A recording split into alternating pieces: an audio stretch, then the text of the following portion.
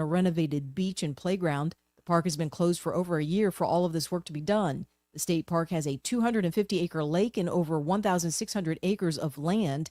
The official opening of the park will be this coming Friday. I'm Andrea Lopez. For more news affecting Alabamians, go to 1819news.com. And while you're there, subscribe to the daily newsletter. Hello, everyone. Robbie Pelt with Capital City Roofing. If you think about it, your home is your biggest investment in life. Your roof covers your home, so why jeopardize your biggest investment on a roofer you don't know anything about when you can deal with a reputable roofing company like Capital City Roofing? We have an A+ Better business rating and the best manufacturers and workmanship warranties available. We do all residential and commercial roofing applications that are certified through the manufacturer to ensure you get the best material and workmanship money can buy. We also have your project in our best interest before and after construction has been done. Don't hesitate to call us if you have any roofing issues or questions. We will match any of our competitors' price and give you the same great workmanship warranty. We also give free estimates. Give us a call today and let us show you the difference. 277-3311. That's 277-3311. Or you can check us out on the web at www.capitalcityroofing.com. Capital City Roofing. We capitalize the roofing industry. Man, I love this place. I've been surfing here since I was a kid. Now, seeing my grandson out on the water, it means everything to me. Watching him and taking in the blue waves, the sea breeze, the blurry horizon. If you have geographic atrophy, or GA, subtle changes in vision could mean it's progressing toward irreversible vision loss. Izervay is proven to slow GA progression and could help preserve your vision for longer, so you may keep seeing the world around you. Izervay, or avacincaptad pegol, is an eye injection. Don't take it if you have an infection or active swelling in or around your eye. Izervay can cause eye infection, retinal detachment, or increased risk of wet AMD. Izervay may cause blood in the white of the eye, blurred vision, or a temporary increase in eye pressure. Do not drive or use machinery until vision has recovered after an eye injection or exam. Ask your retina specialist how you can slow your GA with Izervay. To learn more, call 1-855-IZERVAY or go to izervay.com. Paid for by Astellas Pharma. Hi, this is Jeff Mallinson with Georgia Floors Direct, and I want to talk to you about Blue Water Broadcast and how they've helped my business spread the word. As every small business owner, I have to look at my advertising dollars carefully, and Blue Water Broadcast helps me get the most for every dollar I spend. I'm so glad to be a part of Blue Water Broadcasting and what they bring to Montgomery. Radio works. It's as simple as that. Call us to find out how radio can work for your business.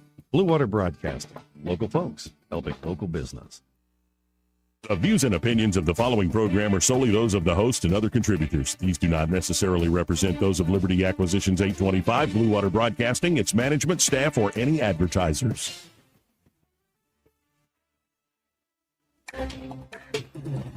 It's time for Montgomery's conversational radio show. It's news and views on News Talk 93.1 FM. To join the conversation, call 272-9228.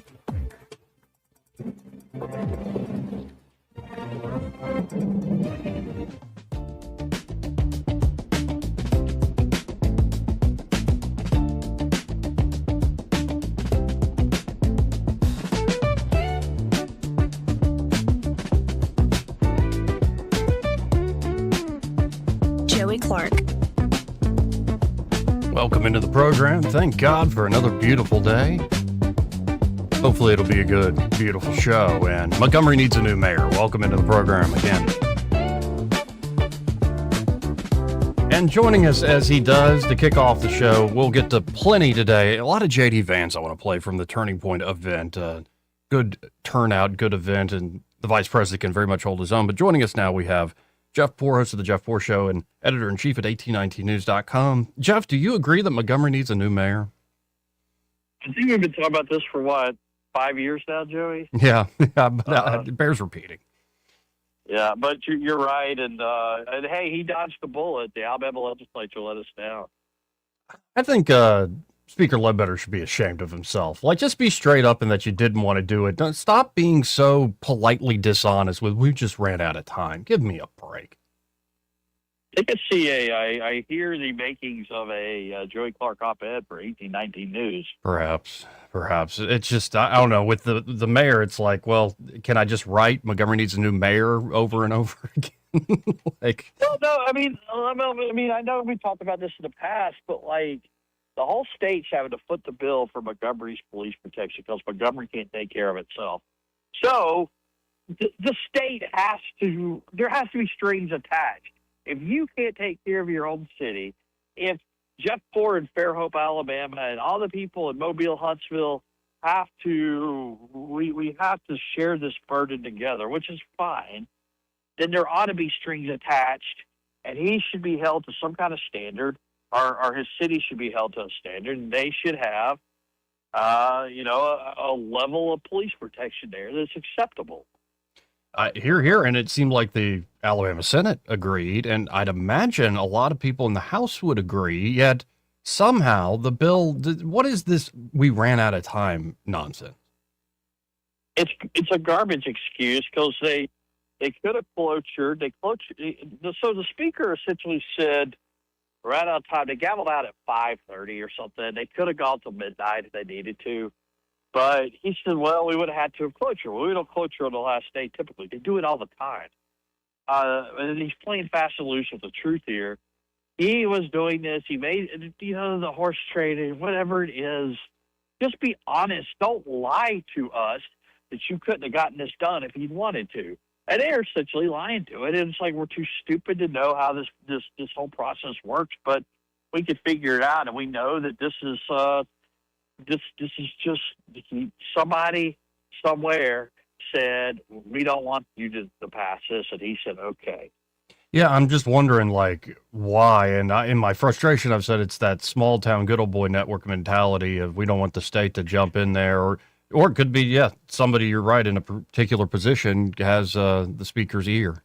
And it just doesn't make sense. They said he needed some Democrat votes to sanctify the stupid PSC bill. And they got some Democrat votes for that. And they said, well, it was bipartisan. And then in exchange, hey, I need your help stopping this Montgomery or Class 2 city requirement. I mean, there's just all kinds of things like that they do. I'm not saying that was it. But in that kind of scenario, there's that kind of deal making. And it's all optics. It's not a Republican supermajority. They're scared of their own shadow. A lot of them. It just is what it is. I mean, I sound cynical like a week after session here about it all, but it's the same thing every single year. And now y'all have a great report out there that's some of the dark money, though not so dark. It's sort of assumed, but it's Steve Raby's big political action committee. He's the registered chairman of North Alabama PAC, and they're funneling a bunch of money into this particular election cycle with out-of-state gambling interest, and it seems like some top names are getting a lot of money. Well, yeah, they're counting votes. This is the, I guess, the holy grail for Steve Raby is getting gambling done, and they missed it by one vote in the state Senate last time around, 23, I think, or 24, whatever it was. Yeah, it had to be 24. So right now they're just, I think they're really worried. I think they're more so worried about the Senate than the House. There's a PAC, American Conservative Fund. Sounds just like a great all-American right-wing kind of political action committee, but it's DraftKings. These sports betting websites want market share in Alabama. That's exactly what they want. You can like it or dislike it, but they're now playing the political game, and this is what they're trying to accomplish here. They're dumping a bunch of money, and they're spreading it around. I guess the House masters of the university needed to wet their beak, and that's where Raby comes in, but that's sort of what's going on. Well, and I'm a little surprised to see, maybe I shouldn't be, Alabama Attorney General candidate Katherine Robertson, the top recipient of North Alabama PAC money from early 2025 to date is about 116 grand, but then the second most is Birmingham Mayor Randall Woodfin with about 73 grand. And that it's interesting how it seems like it's a bipartisan affair. Whoever wants it, can take it. Or just whatever the sausage is how it's made, and there's deals being cut and whatever. I mean, it's not like it's a major scandal. It's just how our system is designed. But you need to be aware of it and understand it to know kind of how public policy is made. Well, and especially with Trump endorsed Tommy Tuberville and Trump endorsed, maybe it's John Wall wins lieutenant governor, who knows? It seems like, you got new leadership coming in, a new generation of leaders coming in. And yet this, because of the way the system works, probably this next new quadrennium, new legislative session, gambling is going to be the top thing they're going for. Yeah, and I would predict it immediately. We're not even going to wait until the new year. Once maybe when the primaries are settled and you know how these races are going to go, it's going to be a lot like the gas tax did, if your listeners remember, 2018 going into 2019. They at least waited till after, I guess Ivy was worried about losing to Walt Maddox because they had just come off of that Doug Jones upset in 17. But as soon as the elections were done and they called all the races on election night in November, that next day it was all about how awesome it's going to be if we could just pass this gas tax. Gas tax, gas tax, gas tax. Then Governor, the session rolls, starts in the next year. She calls a special session within the session. They get around the BIR, and next thing you know, we're paying more gas taxes, and it's a self-perpetuating tax, so it never goes down. It always goes up. And that's the way they're going to do gambling. That's the playbook now. Yeah, and it also was just such a typical session, too, where there were a few things where I'm like, well, I agree with that. Like, I'm looking here at the story from yesterday done by Craig Munger about Ivy signing this bill, essentially chastening the ability of the Athletic High School Association here in Alabama to really hurt school choice participants. Essentially, they were saying they'd have to sit out a year if you change schools, and this is essentially brings the Alabama High School Athletic Association to heel a little bit. I mean, that was already the law, and what the legislature likes to do is they like to pass laws with no enforcement mechanism and pat themselves on the back for all the great work they did. And it becomes an unenforceable law, but they realized they had to come in and do something here to codify something that was already in statute and put some backing to it. Because they got a lawsuit right now, the governor and the speaker, and there's an injunction in place that allows these Choose Act participants to go ahead and play without any kind of penalty. But I guess this is just to bolster their case in court. It changes the law. And the Alabama High School Athletic Association just needs to be brought to heel here and do what they're told. But that's not the way they want to be. That's not the way they want to go down. It looks like the governor also signed a law allowing firing of tenured university faculty, limits faculty senate authority. And this was one of my favorite stories of this cycle, some of that inside. Was it Buffenbarger, the gentleman, the kid up there? Yes. We've got some of Alabama. Yeah. And I just love how they, essentially the way in my mind I thought of it, it's like the big bearded man there at 1819 News is going to college camp. Y'all need to behave. Stop going up to kids and behaving like lunatics. We hired you. We knew some of y'all were crazy, but y'all need to mind your P's and Q's. You actually have media in this state that's paying attention to college campuses. Well, and he's a college student, but I mean, you see this stuff go on before you. I don't know. I mean, Joey, I don't know how aware you were of just the liberal rot within the faculty lounge when you were at Auburn. I was kind of oblivious to it, but when I took time around, I went to college in South Alabama. I got a second degree. I mean, it was hostile. The world changed from the late 90s into the 2000s after Bush won and 9/11. But these guys operate with impunity. They're tenured. They just need. We don't need our tax dollars, our government resources going to this kind of stuff. It contributes to the culture. It's not what people want the public institutions in this state to stand for.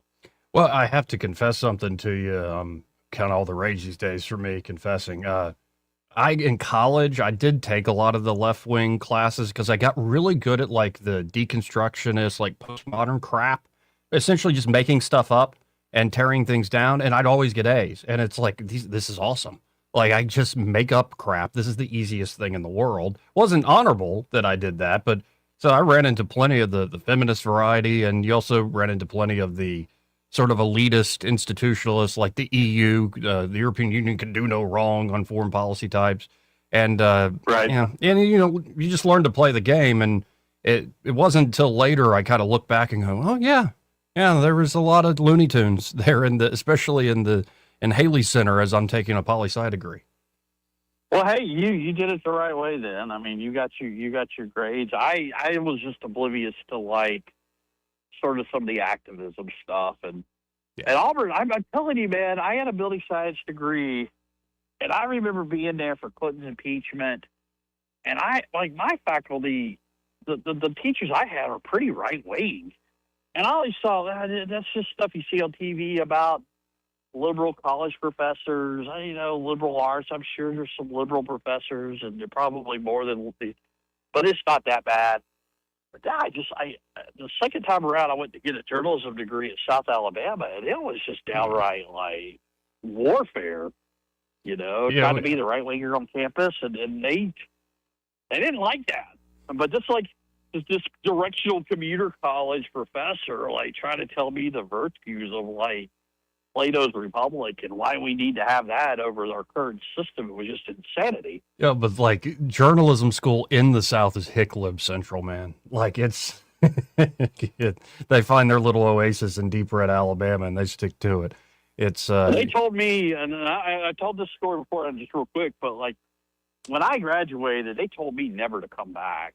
Like essentially, like you're not welcome here anymore. You were a nuisance. You got what I did get a professor. She lost her, or she didn't get tenured because of me. And I was just told to hit the road, Jack, and don't ever bother asking us for anything again. Now, I got to ask about the Trump and the Pope. It's just my approach on this, Jeff, is like, this is hilarious to me. I'll pray for everybody involved. And JD Vance, I think, addresses it quite well at the Turning Point event I'll play later. But just looking at this whole, I would say, sitcom episode of what Trump did over the weekend, I would wish that like people that are diehard Trump or folks who are like diehard Catholics, everybody calm down and like laugh this off. Like Trump ain't changing, the Pope ain't changing. And honestly, as far as Trump rebukes go, saying you wouldn't be Pope if I wasn't president, and I like your brother better. For a second, I thought he was talking about Mayor Stephen Reed. You're weak on crime. I'm like, how, is the Vatican got crime? Like, what is this? But what's your take on all this sitcom? I think it is just Trump doing this Trump thing. I don't know this Pope well enough to really offer an assessment. I think the last Pope was pretty radical, I guess. Yes. But this Pope, I don't know. Like, I don't see him as a threat like the previous Pope, and I don't know Trump. It just depends on which way the wind's blowing that day, I guess. If something presidential, a presidential edict. I mean, just think about this. Prior to Trump, like making a statement like that, it would be the biggest scandal in the world, right? But this is like a news cycle. This is like you and I talking about it. Like, what do you make of this sitcom? Any other circumstance, it would be like wall-to-wall coverage, and I guess it's just where we are. We've been beaten down, or whatever you want to say, just desensitized to it. And it just added to the sitcom factor that I'm sitting here watching a clip, and it's Trump standing right outside the Oval Office, door open, with a grandma delivering McDonald's DoorDash to him. So as he's about to eat his filet-o-fish, the press pool yells, "Why did you post a picture of yourself looking like Jesus Christ?" "Well, I wasn't. I was a doctor. Don't you love the Red Cross? You're so fake." It's just, I'm like, I can't, I don't know how people take it seriously at this point. I guess it's because he's president and it's the Pope and it should be serious, these authority figures, but man. I tell you what, though, it's like instructive about the media. Like, it's like wall-to-wall Jesus meme on MS Now and CNN. They haven't even mentioned it on Fox News yet, I don't think. You know? Right. And it's the same way, like, it's wall-to-wall Eric Swalwell on Fox News. Like, you really want to understand, like, sort of the media bias, or, like, they're just playing the hits to their audience. This is the time to watch, man. Absolutely. And honestly, I don't watch cable news anymore, really. Like, I'll see clips, but I get it from the online sewer pipe. And, like, I see most of it. And the swallow stuff is, I mean, it's just disgusting. But it's amazing how all of a sudden you get a Republican scalp, too, to resign at the same time. It's just the Democrats really know what they're doing. Well, it's just a trade. I mean, they this is going to happen with these two Florida congressmen, this congresswoman and this congressman. They're both at their battle stations, and the majorities are so thin, they're not going to allow each side to take out their own, but they will acknowledge, hey, it's time for Tony Gonzalez to go. We'll give you a piece off our chessboard if you give us a piece off your chessboard. Yeah, and it's just so, it's not shocking, but just the amount of corruption, and in particular with Swalwell, like, think about that guy knows everything he's done in his mind. Like, it's all there, even if he tries to hide it away in a dark place. And he decides, let me run for governor of California. It's like like, what literal demon is possessing you, man? Like, it's insane. Well, I mean, like, a guy like that got to where he is, and it's not by accident. I just think he's a guy who just pushes the envelope in every, circumstance in his life. Why not run for governor? He before all this kind of hit, he had a real shot at being the next governor of California just because he's so crazily anti-Trump, or at least rhetorically. Maybe he doesn't really mean what he says, but I mean, the guy could have been governor of California. So it's just the world ceases to amaze. But somebody says, we could take this guy out. They do it all along. They could probably. It's just what a mess across the board. And well, if folks want to check out your work or what you're working on at 1819 News or on your radio show, how can they do so? It's x.com/Jeff_Poor. Check me out. Or you always should be checking out 1819 News, 1819news.com. Appreciate it, Jeff. Talk again next week. Thanks again, man. Again, Jeff Poor, host of the Jeff Poor Show and editor-in-chief at 1819news.com. 272-9228 if you want to get in on the conversation. That's 334-272-9228. I do have a lot of J.D. Vance clips because I thought the event Turning Point USA put on with the vice president was great. And I love seeing these, especially up-and-coming presumed front runners like the vice president, or I would love to see Marco Rubio in a long-form forum where they are taking questions in real time from a crowd, from a raucous crowd. Actually, Vance at one point takes on a heckler about the genocide in Palestine. I think handles it quite well. So we'll definitely get into a lot of what J.D. Vance did with Turning Point USA yesterday evening. I believe that was in Georgia somewhere. And, of course, the president is, well, still doing his thing. Donald Trump, he ain't changing, so you might as well believe. No, he shouldn't. Like, just keep being yourself, Donald Trump. Just keep being yourself. And I know I always go back to this, but it's the old joke of one guy, two guys are looking at the president. It could be Trump. I think this also applies to Bill Clinton. It applies to any savvy politician who has a good following. Where one guy, those two guys are looking at a president, and one guy says to the other, man, the guy's full of crap. And the other guy says, well, at least he's honest about it. What's the motto here? In politics, man must learn to rise above principle. Why we should be praying for everybody involved, and I'm not joking. This part of the program brought to you by Pest Pro Services, and they're at Pest Pro. Ashley and that great team are ready to help you out as insect pest season is upon us. Maybe it's not an insect, though. It could be a little squirrel or bird or some other large animal, relatively speaking, gets inside your attic or inside your home in some way. Maybe you got something in the crawl space. Well, they have great wildlife control services to help you out in that regard. Or it could be you're just looking for a trustworthy local company that can do your regular pest control work. It will get signed up for their basic package. It's a monthly subscription. Great way to control costs and very reasonably priced. And on top of that, you can add mosquito protection, kill those mosquitoes. You can actually enjoy your backyard, or termite inspection and protection.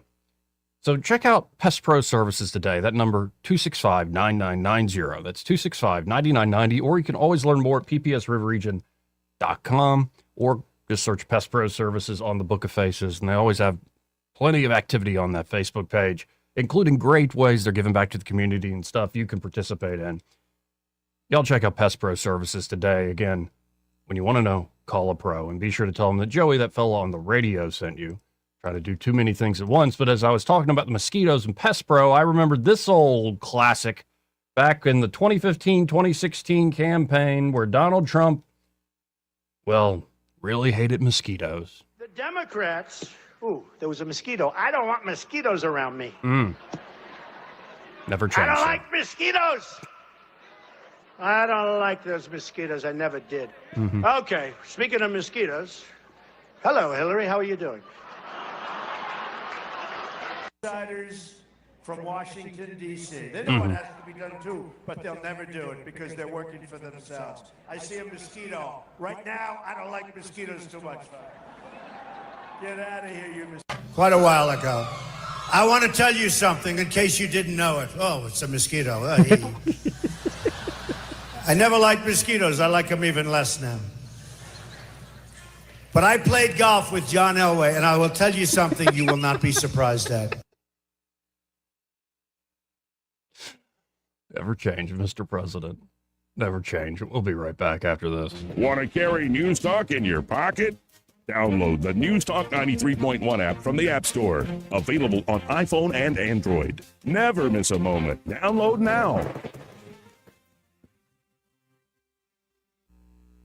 Hi, this is Bo Goodson from the Goodson Group with your Real Estate Minute. Here in the River region, thousands of hardworking folks will be buying a home, some for the first time. How do you know you are buying the right home? It starts with research. A buyer's agent can help you in your search, providing a list of homes you may not be aware of or know about. At the same time, a meeting with a local lender to find out exactly what you qualify for and how much it will cost at closing and monthly. A list of needs and wants provided to your agent will help them locate properties that match those needs. An example would be bedrooms, baths, school zones, floor plan requests will also help. Start shopping and look at homes and compare and make a list of pluses and minuses for each home. Compare them with your agent to narrow the field.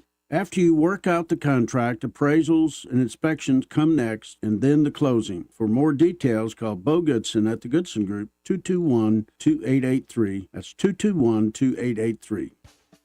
Hey, y'all, Lewis at the Capitol Oyster Bar. We're located over here on the beautiful Alabama River and jumped right to the news on the river this week.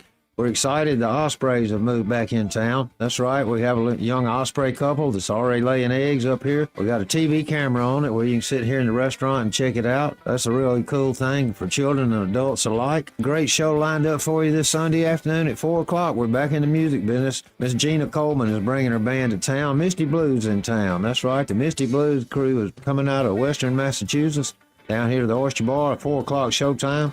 Check all that out at capsuleoysterbar.com. Go to our Facebook page. There you'll find a menu, all the good eats we got down here.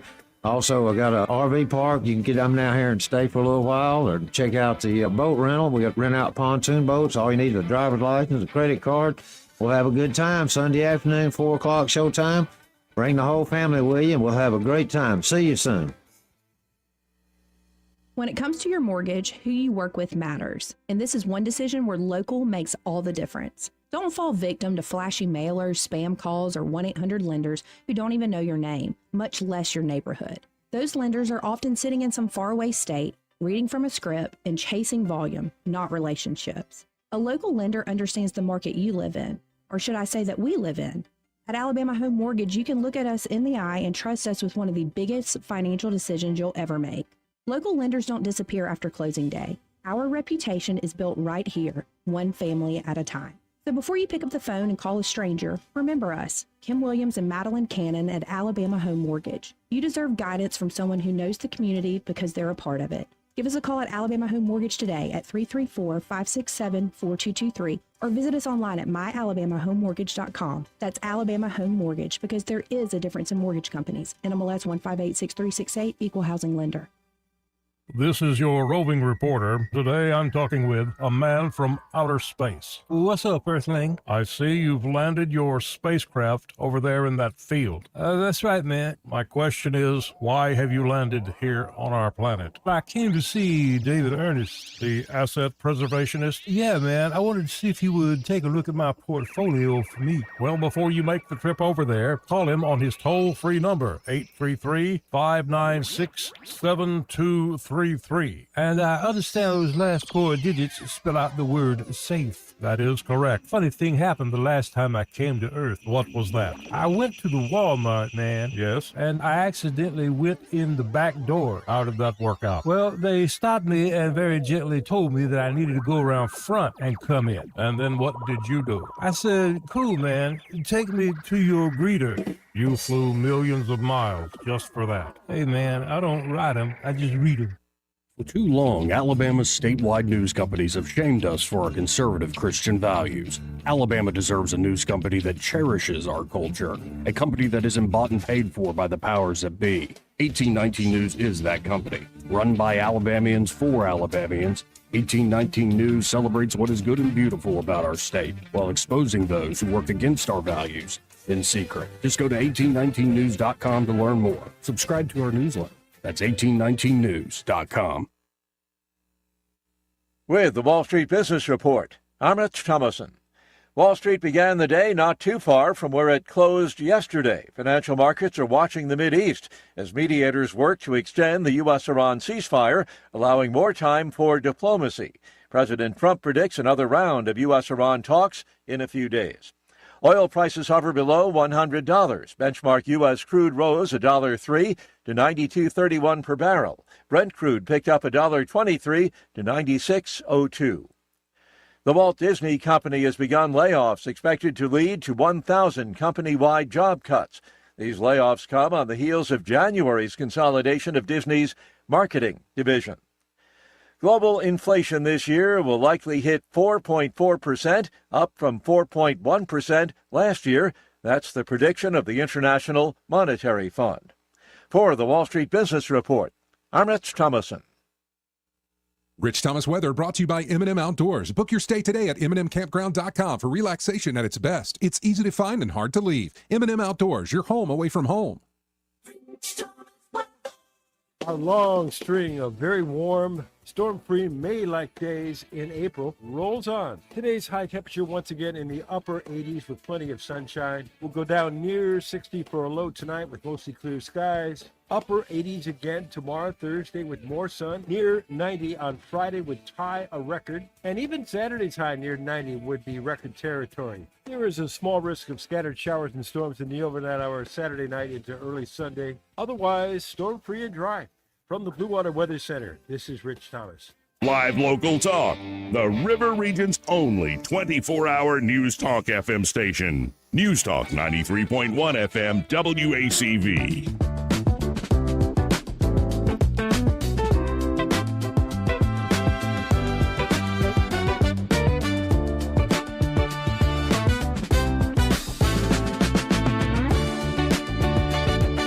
Joey Clark. Welcome back. Let's go right to the vice president, why don't we? There is, by the way, a White House briefing taking place with Caroline Leavitt as we speak. She's predicting $3 gas by June the 20th. We'll see. But as folks say, well, the war's about to come to an end soon. The war's about to end. It's going to end soon. Peace talks might be started up again this week. It's going to end soon. Like, I've been hearing that for over a month now. I know this isn't as long as like Vietnam, but what are we doing here? Seems like you're flying by the seat of your pants, and perhaps that will work out. But stop telling me it's about to end soon, and then you say that again the next week and the week after and the week after. You have Treasury Secretary Scott Bessent taking questions there from the White House press briefing room. Bessent really optimistic, he's saying, about getting a new Fed chairman in there and this tax season. Of course, it's National Theft Day or Tax Day. It is the day where you pay these crooks to go accomplish what? And don't get me wrong, there are a lot of people that are part of this criminal organization that aren't themselves criminals. They're just kind of like part of the whole system. It's like those folks that are like tied in to the gangs because the gangs have threatened them. So it's like, if you can't beat them, join them. Like, I get it. I'm very forgiving. But there's clearly folks, whether it's illegal or legal graft, and the amount of nonsense, use of political pull and privilege to make a crap load of money and continue to fail on the basics for everyday people. Yeah. Happy tax day. Aren't you so glad? You know, it'd be one thing if it's what's always the hypothetical. Well, what about your roads? And what about the poor kids and the people that need medical care? It's like, yeah, sure. But why is it even on roads, even on poor kids, even on people that need, medicine and stuff? Why is it always so corrupt, all the bureaucracies around that? Why is it so expensive? Why is it that every program, that even the ones that God-fearing Christians go, yeah, we should probably help people out. Now, it would be better if you helped them out, if your church helped them out, instead of having a faceless, nameless bureaucracy that takes a lot of the human purpose out of it. Like, you read the Acts of Apostles, like here in this Easter season, the Acts of the Apostles, and yeah, as they're, selling their property and taking care of one another, there are people today that really think that's communism. There are people today that really think, we're fulfilling how that early church operated by having multi-trillion-dollar bureaucracies disperse funds all over not only this country, but the entire globe. And because we sometimes get it to folks who really need it, that forgives all manner of sins of the folks who are robbing people blind. It's just crazy, the system that we currently have. Crazy. That's said. Oh, there's now Loeffler, the Small Business Administration administrator. Kelly Loeffler. Why is her upper lip so stiff? Reminds me of an AC/DC song. Anyway, let's go to the vice president. This is J.D. Vance, and, one of the first questions he was asked at this big Turning Point USA event was about the Pope. That the Vatican and the Pope and the president have been in the news lately. So as a Catholic, what does it feel like to be, in the middle of that? I thought it was going to be an easy question. This is kind of a tough question here. Nope, no easy ones there. So here's the thing about this. So first of all, you will sometimes hear people say, well, the Vatican, the church, whether it's the Protestant church, the Catholic church, they should preach the gospel, they should ignore public policy. I actually don't agree with that. I actually think that it's a good thing when Christian leaders, whether they're Catholic or Protestant, part of preaching the gospel is talking about how the gospel applies to the issues of the day. So I've never been one of these people who say that you should never have, Christian leadership not talking about politics, or frankly, political leaders not talking about their Christian faith. But I do think that we have to remember that, each of us has our own role. I'm the Vice President of the United States. Yeah.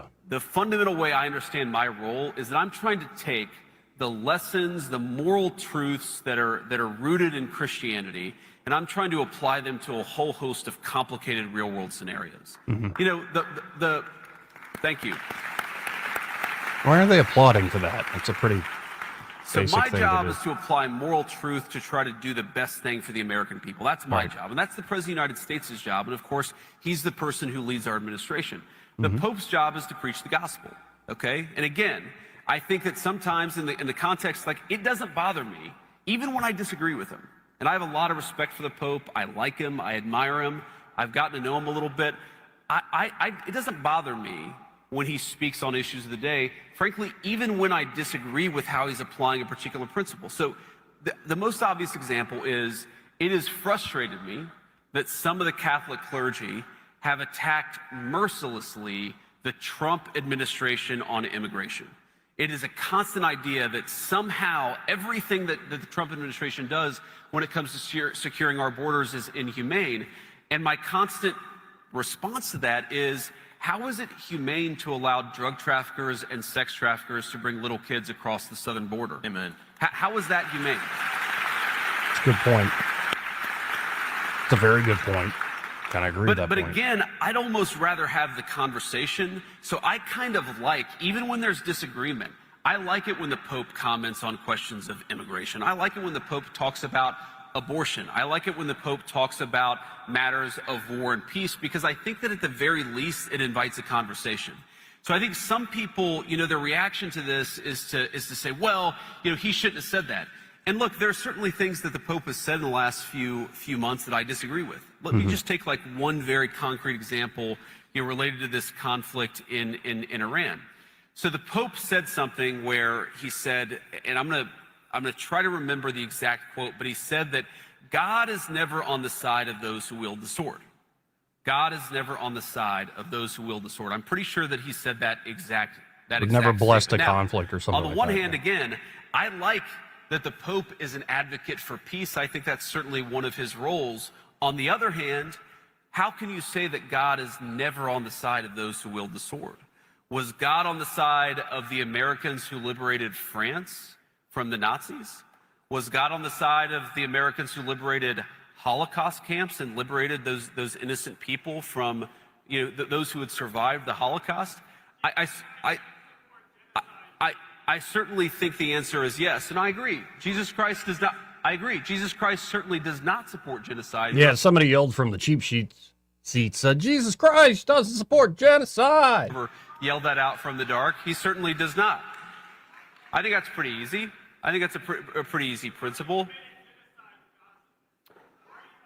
Okay, so asking why are you committing genocide in Gaza? By the way, this is one of the reasons J.D. Vance is effective, especially when he's genuine about it, is what is that word I have trouble saying? Magnanimity? He's magnanimous or something like that? Loftiness of spirit, greatness of soul, enabling one to bear trouble calmly. Display noble generosity. To disdain meanness and pettiness. Now, it is funny saying that with the vice president of Donald Trump, who relishes sometimes the meanness and the pettiness. She's ugly on the outside and the inside. But I think magnanimous is the word that describes a lot of what J.D. Vance is laying down here. That, even when we disagree, I like that they're involved. Like he reaches for a, say, common ground, and it gives him some credibility to then criticize certain things said. But in a second, he'll deal with the guy who yelled about genocide in Gaza. But first, let's go to Clint. Hey, Clint, how you doing? Good day, young man. How are you? I'm great. How you doing? Hey, you file your taxes? Yeah, I already paid them. You already paid them? Yep. Get it done early. IRS gets paid before you get paid. Oh, yeah. No, I used to file an extension to October, but I've gotten in the habit of just getting it done. I did that before. I just got tired of it. They lost my tax return, and I gave up filing. I have not filed taxes in 24 years. My God, and you're announcing that on public airwaves. Yeah, I did it on 1819 News. Yeah, it was kind and the IRS sent me a $750 refund check. And you haven't filed in 24 years. Yes, sir. I paid my taxes. I just haven't filed. You might be doing something right. Refund. Yeah, you might be doing something right then, Clint. Just don't even worry about it. Don't lie to them, but just don't even worry about I don't. it. Yeah. No, I'm not. But hey, I got a question for you. Mm. President Trump has 2 years left on his presidency. Mm. Who, in your opinion, would be the front runner? Right now, I think it's still J.D. Vance. But Rubio's looking pretty bright. And then I don't think Ron DeSantis is going to go away quietly. You might see some of these Republican governors. But right now, I think the top two are J.D. and Marco. Well, J.D. is my man. So, hey, what's up with Coach Tuberville? I've been seeing some bad news on TV about Tuberville. Now, why would that be? He's taking money, doing this. Mm-hmm. I wonder why we're just learning about that. And it must be a campaign season's on, and they know they're going to lose, so they're going to hit his, try to bring him down some.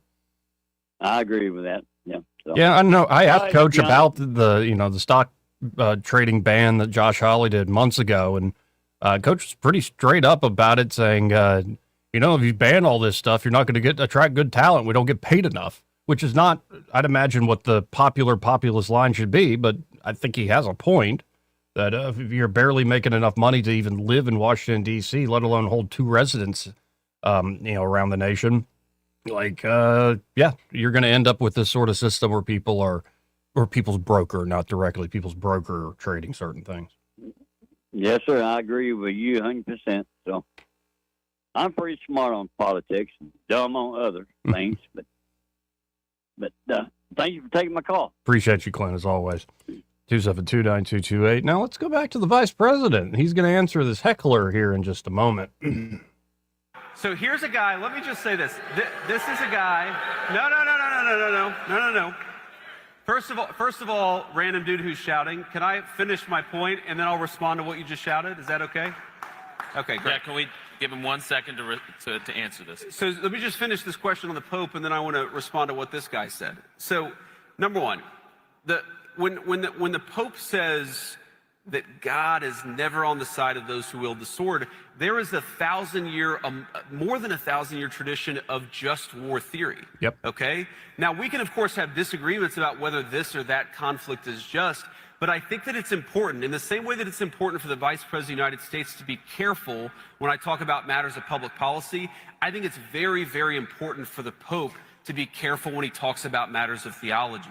And I think that one of these issues here is that there has been, again, hey, random dude screaming, I told you I'd respond to your point. I just want to respond to this question first.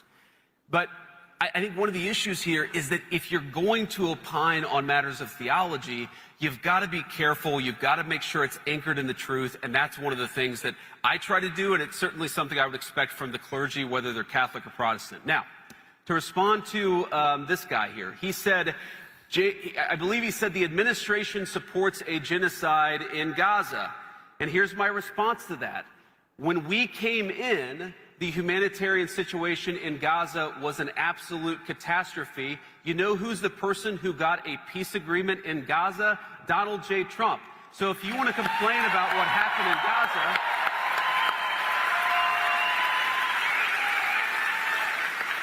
so if you want, sir, to complain about what happened in Gaza, why don't you complain about Joe Biden and the last administration? We're the administration that solved that problem. And by the way, not only was our administration like the administration that solved the problem, but the president, excuse me, sir, right now, killing children. Right now, you see more humanitarian aid coming into Gaza than it has any time in the past 5 years, because we have taken that situation seriously. And that's one of the things that I'm proud of about our administration, is whether it's there or Thailand and Cambodia, we have consistently tried as much as we can to solve these problems, not just complain about them like the guy who just ran away angry. I think well done by the vice president. I wrote about it this week. There are certain folks who are principled, anti-war, always calling for peace, and I really appreciate those types. But sometimes there are these anti-war types, especially in the question of Israel, where underneath all the calls for peace and you're committing a genocide and you're killing children, there's this desire to punish those they accuse of doing that. That it's such a terrible moral evil, then it'll be just for me to do whatever to you. It's almost like this is how perpetual cycles of violence and war go on for generations. Interesting. Anyway, we'll be right back. He may not know whether he's coming or going, but whether you're going to work or coming home, Greg Budell is there. Mornings 6 till 9 and afternoons 3 till 6. Only on News Talk 93.1 FM WACV. When your tax refund comes, put it on the floor and walk on it. Revitalize the look and feel of your home with new floors from Prattville Carpet. With faster and better service than the big box stores and luxury vinyl planks starting as low as $4.99 per square foot. You'll enjoy that tax refund turned flooring every single day. Hi, I'm Ray Bowles from Prattville Carpet. If you're looking for waterproof carpet, hardwood, laminate, vinyl plank, or ceramic tile, call us today for your free measurement. Dial 285-8117 or visit PrattvilleCarpet.com. Prattville Carpet, we're more than just carpet.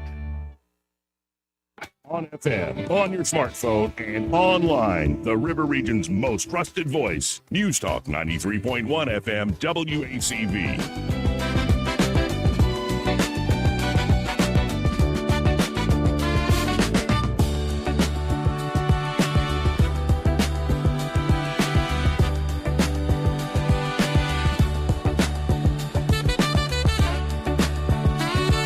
Joey Clark. Welcome back. This part of the program brought to you by Invista Advisors. Austin Braco busy today, but happy to talk about Invista Advisors. And of course, he joins us regularly, giving us insights, runs the brokerage desk there at Invista Advisors. And of course, you've been hearing Brant McDonald, the chief financial strategist, the top dog there at Invista, on the airways with Greg Budell.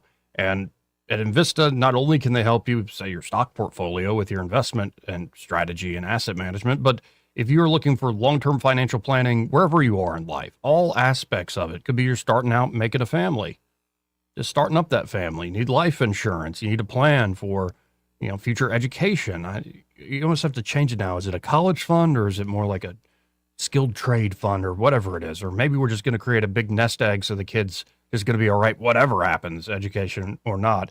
But if you're looking for that sort of long-term financial planning, it doesn't have to be that you're in your 20s. You could start in your 40s. Could start in your 50s. It could be you're concerned more about end-of-life issues across the board.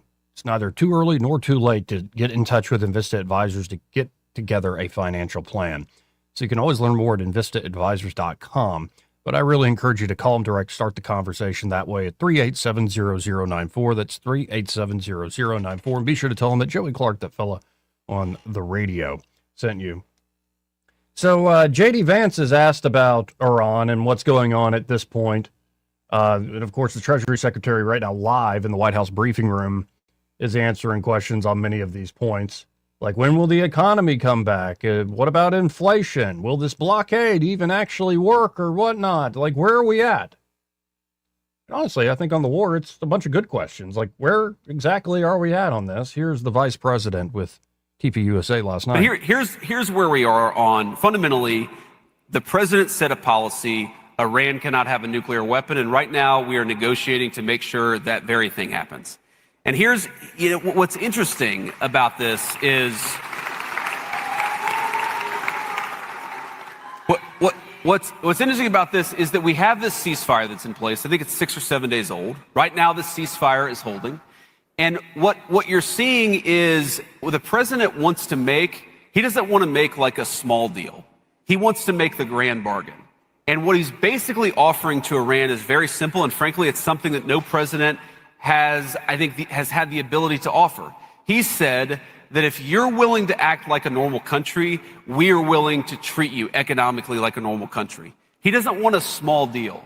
And that's one of the reasons why, one, I'd say in Pakistan, we made a ton of progress. But the reason why the deal is not yet done is because the president, he really wants a deal where Iran doesn't have a nuclear weapon, Iran is not state sponsoring terrorism, but also the people of Iran can thrive and prosper and join the world economy. And that's the trade that he's offering. He's saying, if you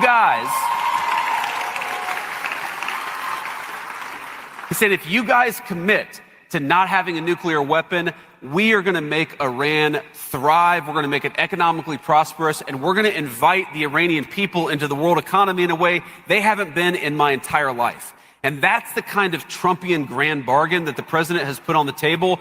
Man, we're going to keep on negotiating and try to make it happen because it would be great for the world. It'd be great for our country. It'd be great for everybody. So I'm going to keep on fighting to make it happen. Yeah. And that's the vice president last night. And the United States has set 2 conditions for renewing talks with Iran and Pakistan. The first is the full and unrestricted reopening of the Strait of Hormuz before the talks begin. The second is agreement by all senior regime officials to any understandings reached in Islamabad. That is according to 2 diplomatic sources familiar with the matter. Makes sense. Open up the daggum Strait of Hormuz, like you agreed to in the first place, and empower whoever you send to Islamabad to negotiate with the vice president team. Empower them to actually make a deal that sticks. Seems like 2 reasonable conditions to me. And this is classic Trump style of We don't want a 5-year deal. We don't want a 10-year deal. What we want is a complete disarmament in terms of nukes and your capability to enrich, which is a big ask, but then we're going to give you a big old carrot. We will help rebuild your country. We want you to be a great civilization. Yeah, I threatened to destroy it, but that's not really what I want. I want everybody to get along and make lots and lots and lots of money. That seems to be the common theme of a lot of Trump's foreign policy deals, whether in East Asia or Europe or South America or the Middle East. So we shall see. We have more of the vice president, as well as a few other odds and ends. Oh, right now they're showcasing the triumphal arc, the Trump arc. Or is it arch? I don't even know. Yeah, the triumphal arc that is going to be on the National Mall. I actually think it looks great. Just being honest. I'm a sucker for that sort of throwback, neoclassical Greco-Roman feel. A little bit of Napoleon there with the gold accents all over that white marble. And a big old gold lion on either side of the entrance. Anyway, y'all stay tuned. More after this.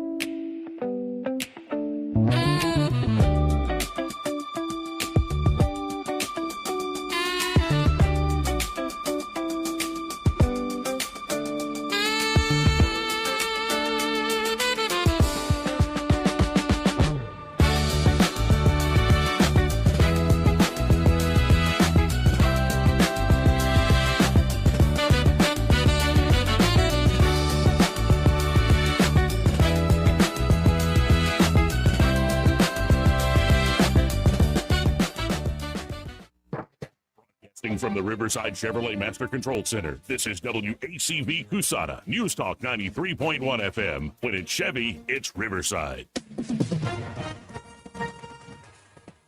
With SRN News, I'm Bob Agnew in Washington. As the ceasefire holds, President Trump says the war against Iran may end soon. The president told Fox Business the war in Iran was, quote, very close to over, even though Iran has refused to meet U.S. demands about ending its nuclear weapons program once and for all. He also claimed that China has agreed not to provide weapons to Iran amid reports that Beijing has considered transferring arms.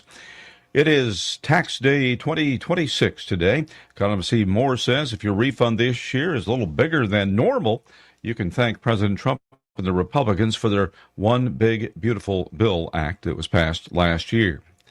Abnormally high April heat is baking some parts of the country. It's already shattering record highs.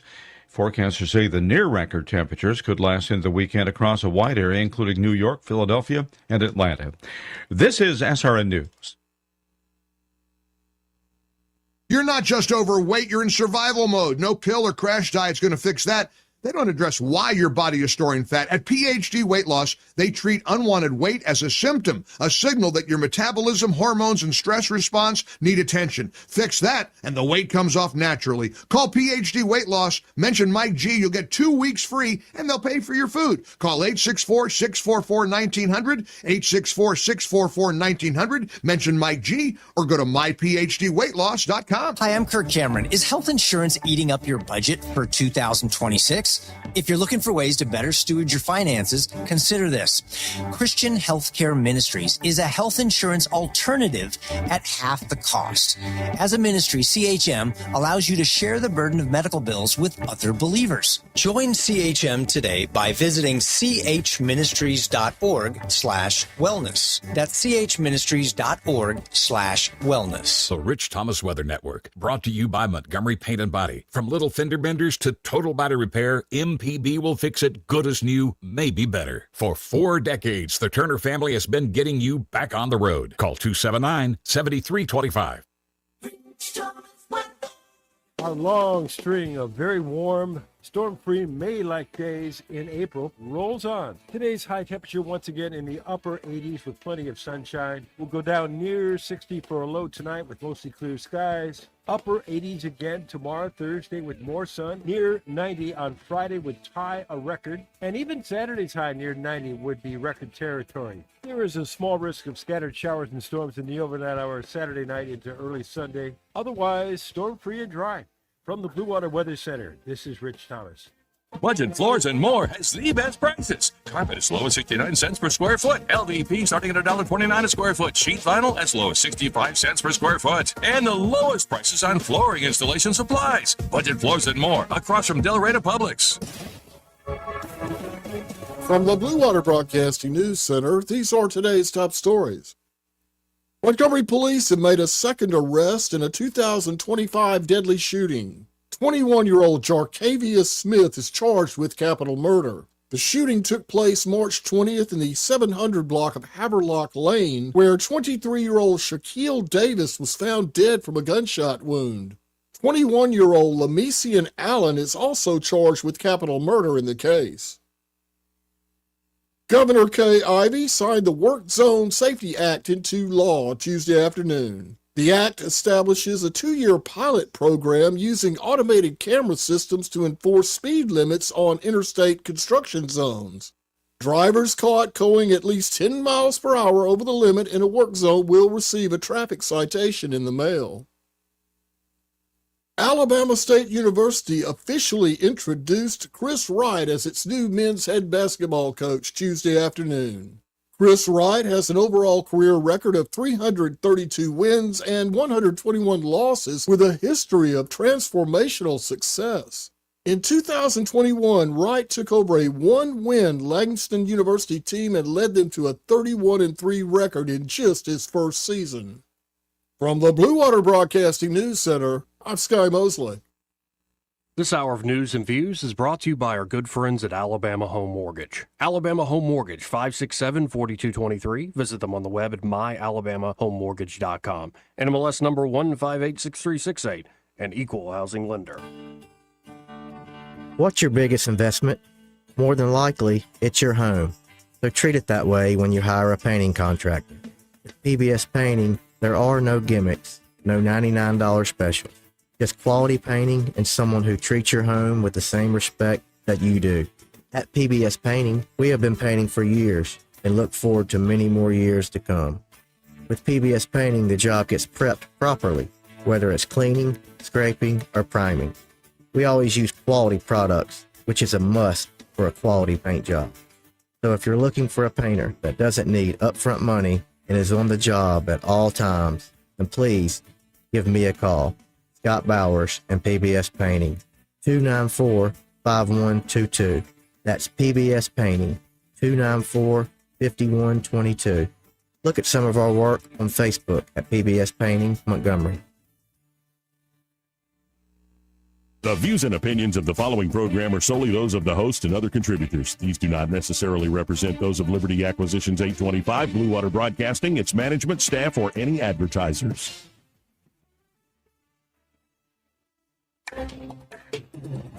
It's time for Montgomery's conversational radio show. It's news and views on News Talk 93.1 FM. To join the conversation, call 272-9228.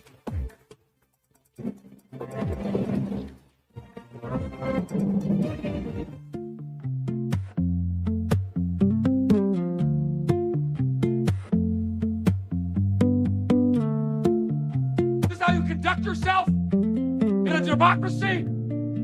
Joey Clark.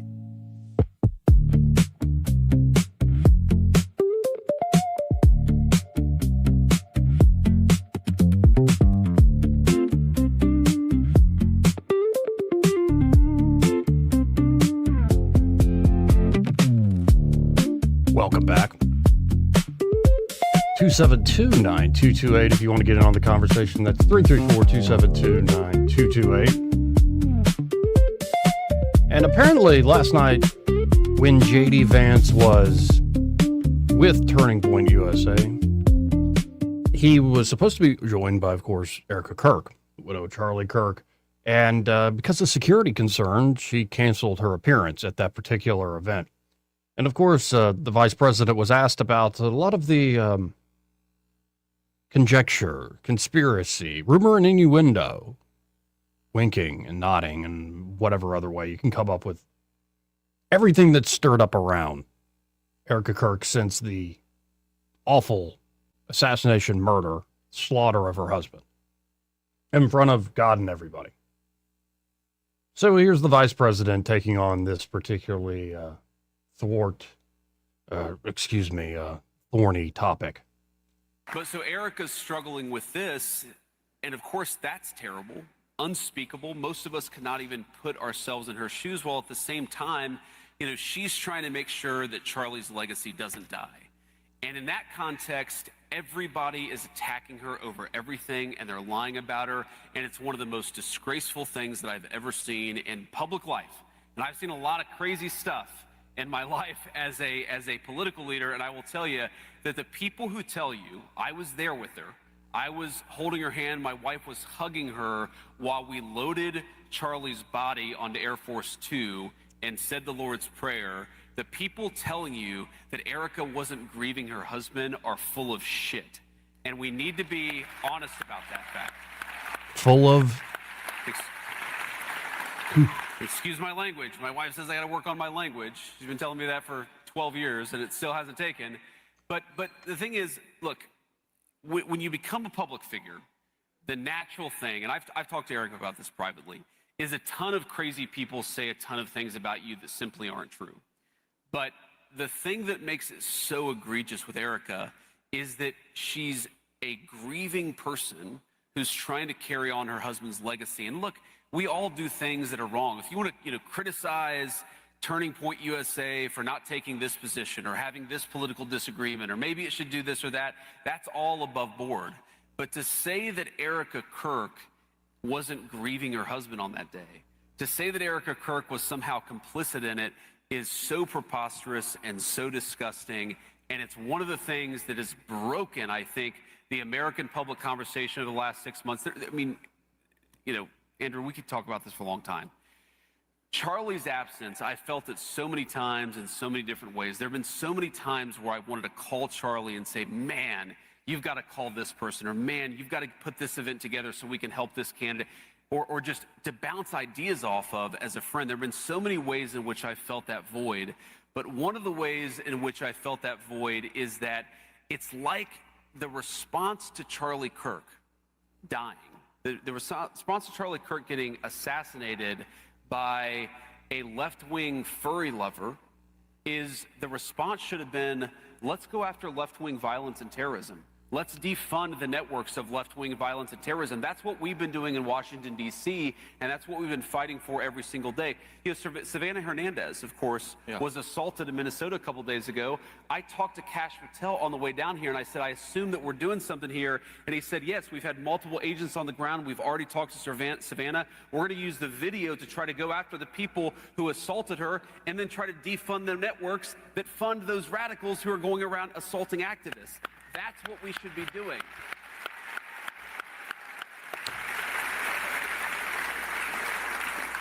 And I know that politics is hard, and I know that it's challenging, and I know that things aren't always easy, and we're going to have disagreements even within our coalition. But if you're going after Erica Kirk and not the people who are trying to destroy the United States of America, you're part of the problem, not part of the solution. Yeah, amen. Amen. Yeah, and beyond the political response, and he's right about actually going after folks that fund and sow this mayhem. There's also, I think, a personal reaction you can have to this stuff. And Charlie Kirk's the starkest. His murder is the starkest example. And what's beautiful is thousands, if not hundreds of thousands, of Americans who don't have big podcasts, who don't even have a public persona at all. Maybe they don't even have social media accounts. They started joining local churches. They started reading their Bible again. And though I couldn't prove it, I would hope, and it does feel like in certain corners, people are really genuinely starting to pray more and more and more, understanding that the true battle is prayer, and it starts there on your knees. And that for all the problems that have existed through time, including with the church itself, again, we're in this Easter season. It is truly a season, and if you read Acts of the Apostles, what you find is, it's not like it was always hunky-dory. Plenty of problems came up, plenty of struggles. You find the community, that early church community, always came together in prayer, and that was their greatest weapon. And yet, though hundreds of thousands, I'd like to say millions, I can't prove this. Just not good with numbers. There are still others that have gone down the rabbit hole of this, that, or the other perspective. And it didn't start with the murder of Charlie Kirk. It's been around for a long time, especially as rightfully people don't trust the corporate media, don't trust the old power centers. You shouldn't trust them at all. Problem is people stop trusting, and then they turn to anybody who's got an interesting theory or idea. And a great way to judge these things is, what is the effect? Maybe you don't understand what's actually causing a particular person or persona even, and maybe it's not even how the person actually is in real life. A particular mouthpiece. You can judge what's causing them to do what they're doing by the effect. The cause is in the effect. And so if the effect is to scatter, to accuse, to confuse, to sow further distrust and doubt,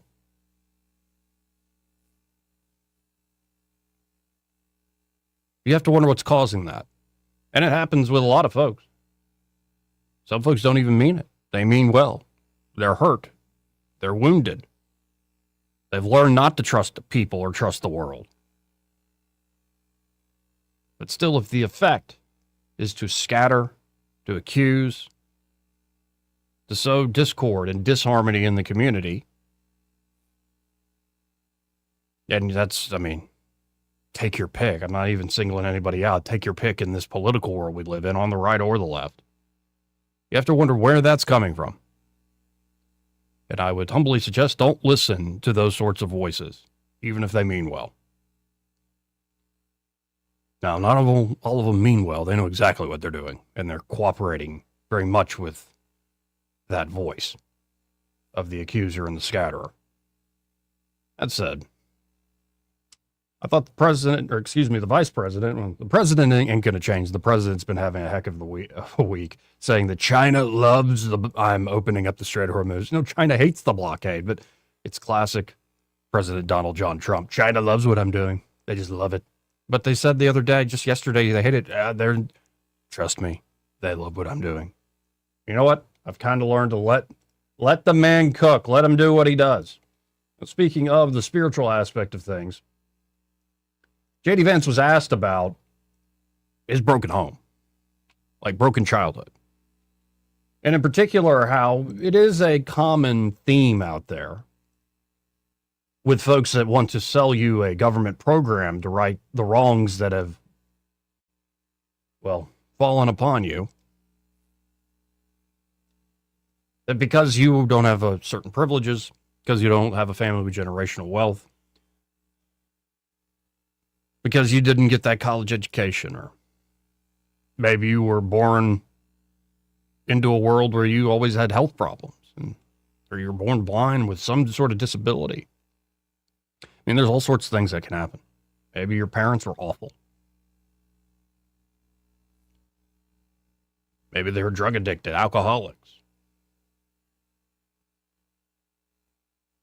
You can go down the list of what are all the awful things that can hold somebody back when they're born into this world. And so Vance is essentially asked about this, given his background of clearly a broken home. And yet you see where he is today. By the way, it doesn't mean everybody that really gives it a good try, maximum effort, is going to end up vice president or going to Yale or, palling around with Palantir and venture capitalists. But it does suggest that you can create your own story. if you listen to the right voices. But here's the vice president being asked about, well, how did you succeed? What about this idea that so many people are held back because they just don't have the opportunities given to them? As somebody whose parents adopted 3 children from the foster care system and coming from a broken household yourself, we have seen different sides of a somewhat similar narrative. How would you respond to somebody who says that the only way to succeed in this country is to come from a generationally wealthy family? That's a good question. Wow, I didn't expect that one. Well, first of all, it's just not true. And I think that one of the things that, a very powerful thing that somebody told me is that, disadvantage and unfairness is just, it is true. Not everybody started at the exact same place. Some people were dealt a much worse hand than others. But what somebody, again, this person gave me a very good piece of advice and said, no matter what hand you were dealt, you have the responsibility to play it as well as you can.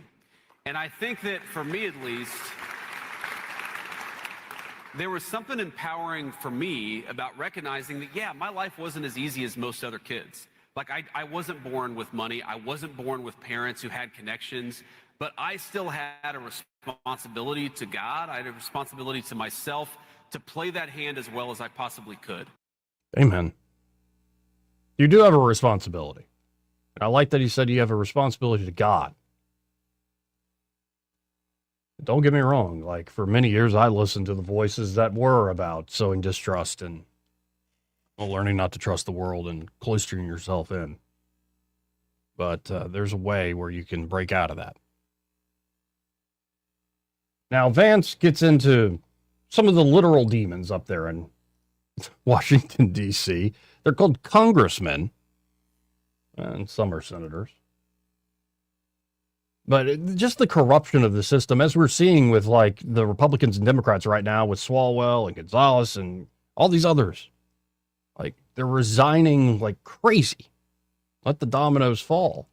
It makes you wonder how deep all this goes. But here's the vice president addressing just the swamp's corruption that persists to this day. Yeah, so great question. And I remember during the State of the Union address, when the president talked about banning members of Congress from trading stocks, I looked over at Nancy Pelosi and she was sitting in her chair like... Wow, arms crossed. And if you watch the State of the Union, I start laughing hysterically. It's because I looked over and saw the look on Nancy Pelosi's face. I think people don't have any idea how bad the corruption is in Washington, D.C. So, yeah, I love the idea of term limits for Congress. You know what I love more? I love the idea of term limits for bureaucrats. Nobody in Washington, D.C. should be able to sit in a chair for 30 years, do your public service, and go back home and do something productive. I like that quite a bit. Now, will that ever happen with the current crop up there? Well, you need a wave election to get that down. By the way, what are, like, Democrats up to in, like, the House? Because they want to win back the House especially.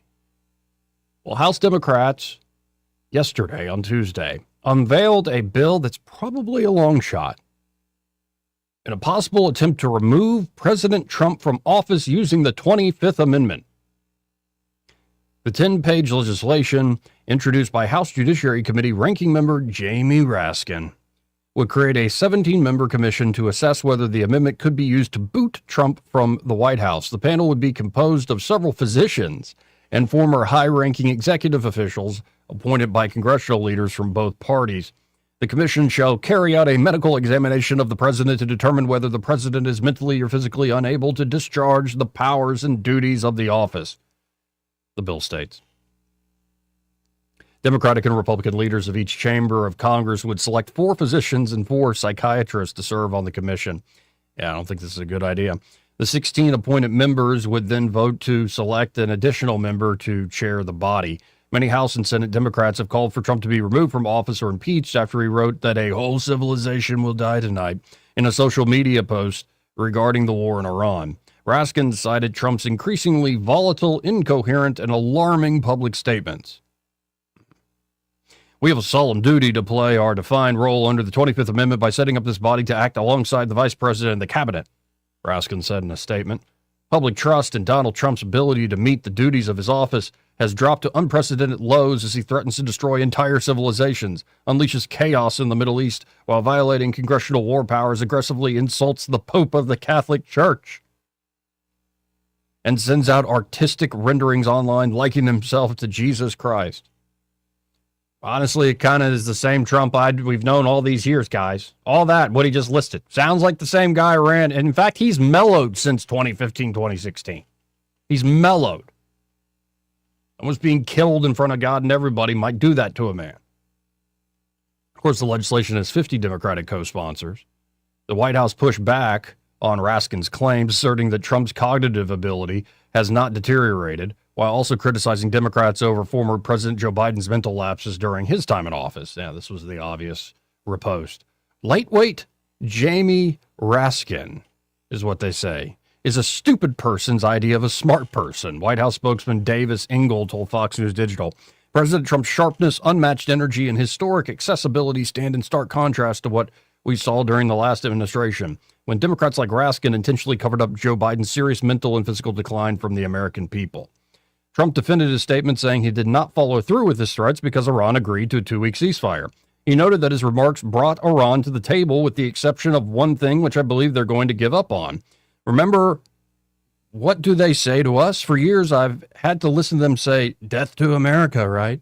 Trump said with Maria Bartiromo, they say death to America, death to Israel, America is a Satan, we will destroy America, death to America. Now, does anybody ever complain to you when they say that? I think that's a big step worse, death to America. Yeah, no, Trump, whether you love him or hate him, seems to be very much the same guy. If anything, he's mellowed. Let's go to the phones, talk to line 1. You're on there. Who's this? Hey, Professor, how you doing? Good, how you doing? Doing good. Taking a break from making money so I can pay the government. Yeah, good luck. So what I'm hearing here is that the Democrats are mad because our president talked mean to the bad people. Yeah, something like that.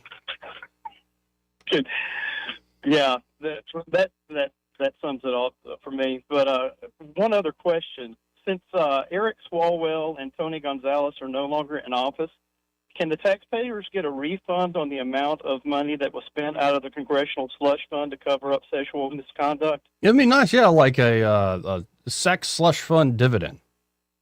Yeah, because, I mean, they're not having to dip into that anymore since they've resigned. So can we get that money back? And do we really believe that those are the only two, or are these just the latest scapegoats to get everybody's attention off the rest of that wretched body? It's not those two, but I mean, come on, we got these two dead to rights, so we should at least be able to get this money back. Right, now that's a great incentive. Like you'll have all sorts of instead of like the Charlie Kirk thing, you have all these online sleuths looking for a payday if they figure out who's been shipping whom. And that list would be long and prosperous.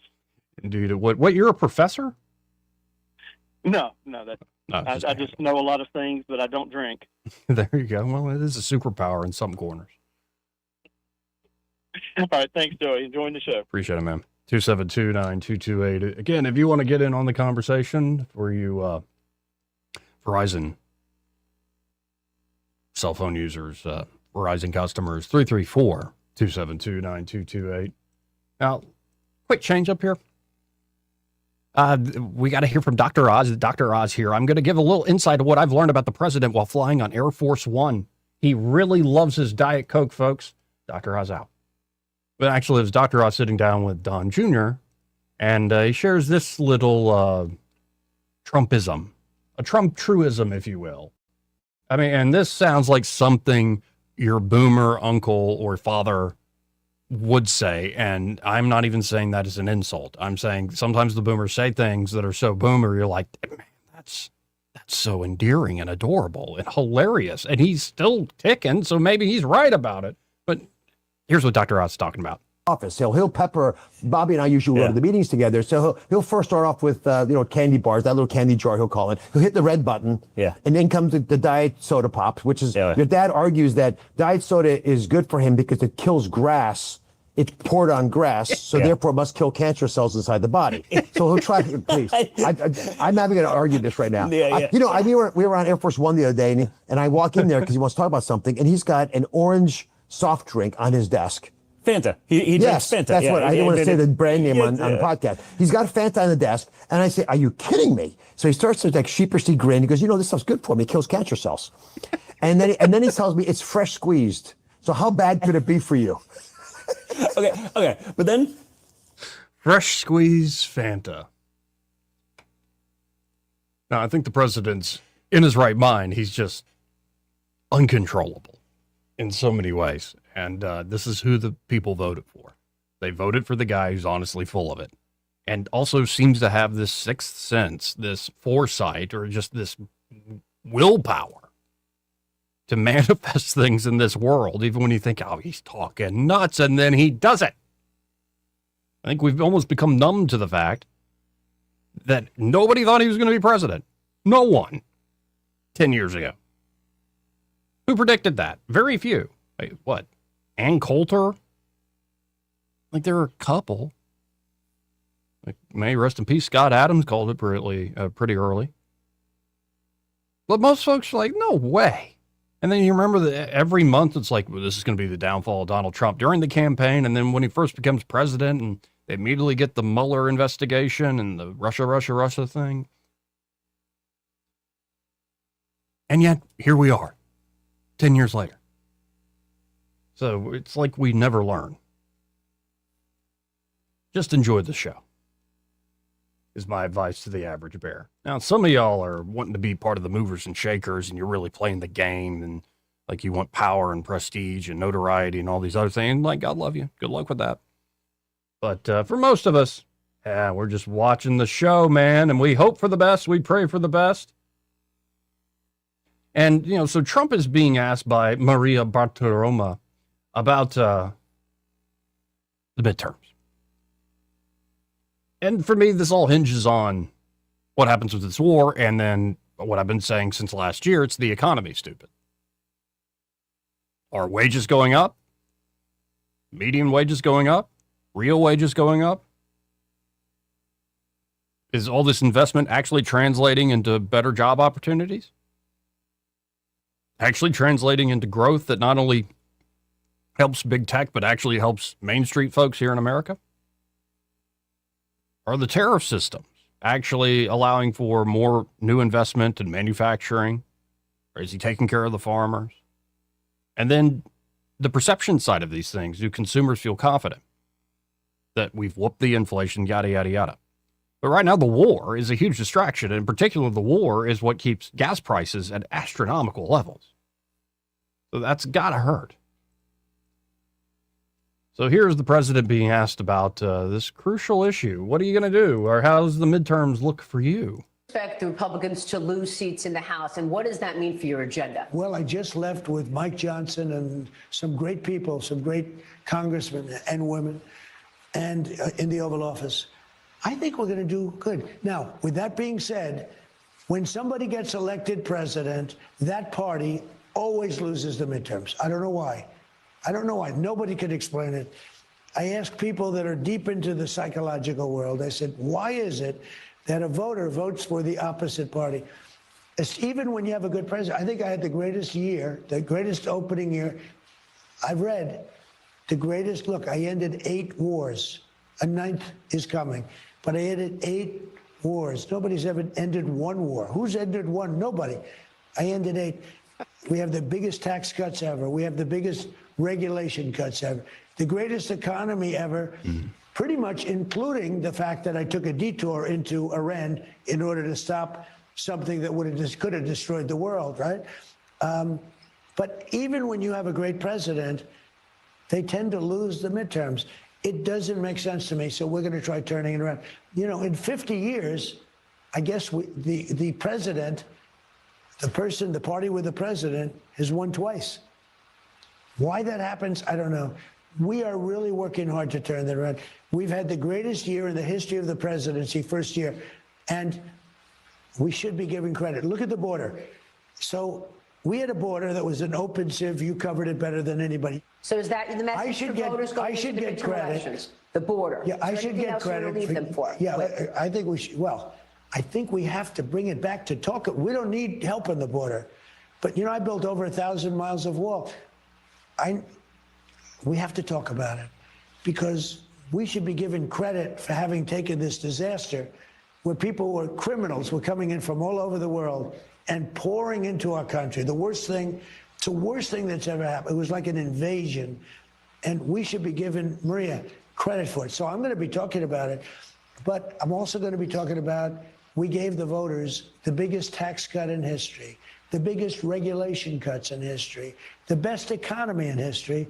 And now what we're doing is we took this path, we knocked the hell out of Iran, we stopped them from they're not going to have a nuclear weapon, regardless. By the way, I could leave tomorrow. They would never be able to have a nuclear weapon. For years, they would, because their country is devastated. They don't have a Navy. They don't have an Air Force. They don't have an airplane. They're all gone. And the press doesn't write about it. The New York Times, you think, if you read the New York Times, this fake, horrible newspaper, you would think they're doing well in the war. They have nothing left. They're going to make a deal. We'll see what happens. We have to explain to the voters, so importantly, the great job that we've done, because there's no reason why the Republicans should be losing. These people, they'll open up the borders again. They'll have transgender for everybody. They'll have men and women sports. Mm-hmm.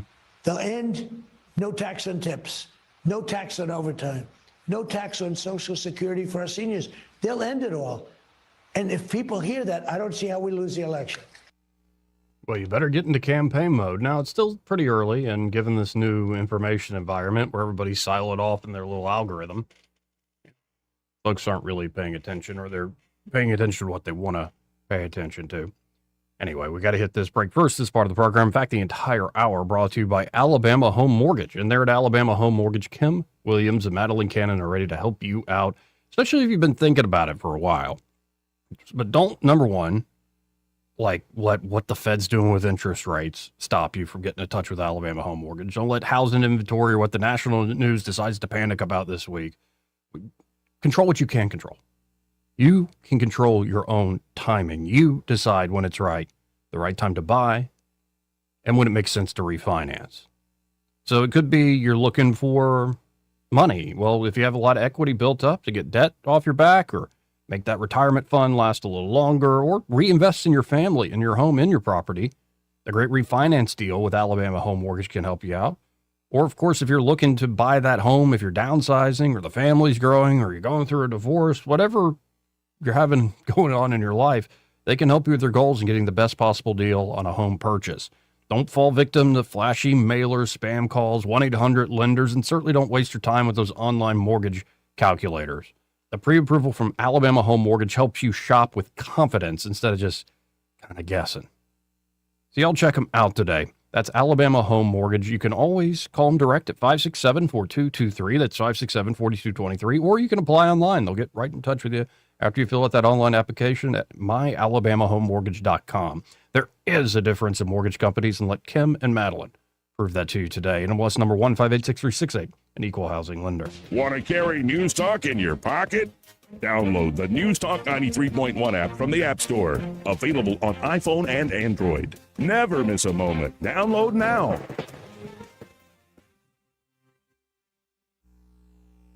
"2026 marks 60 years that hope has had a home in Alabama.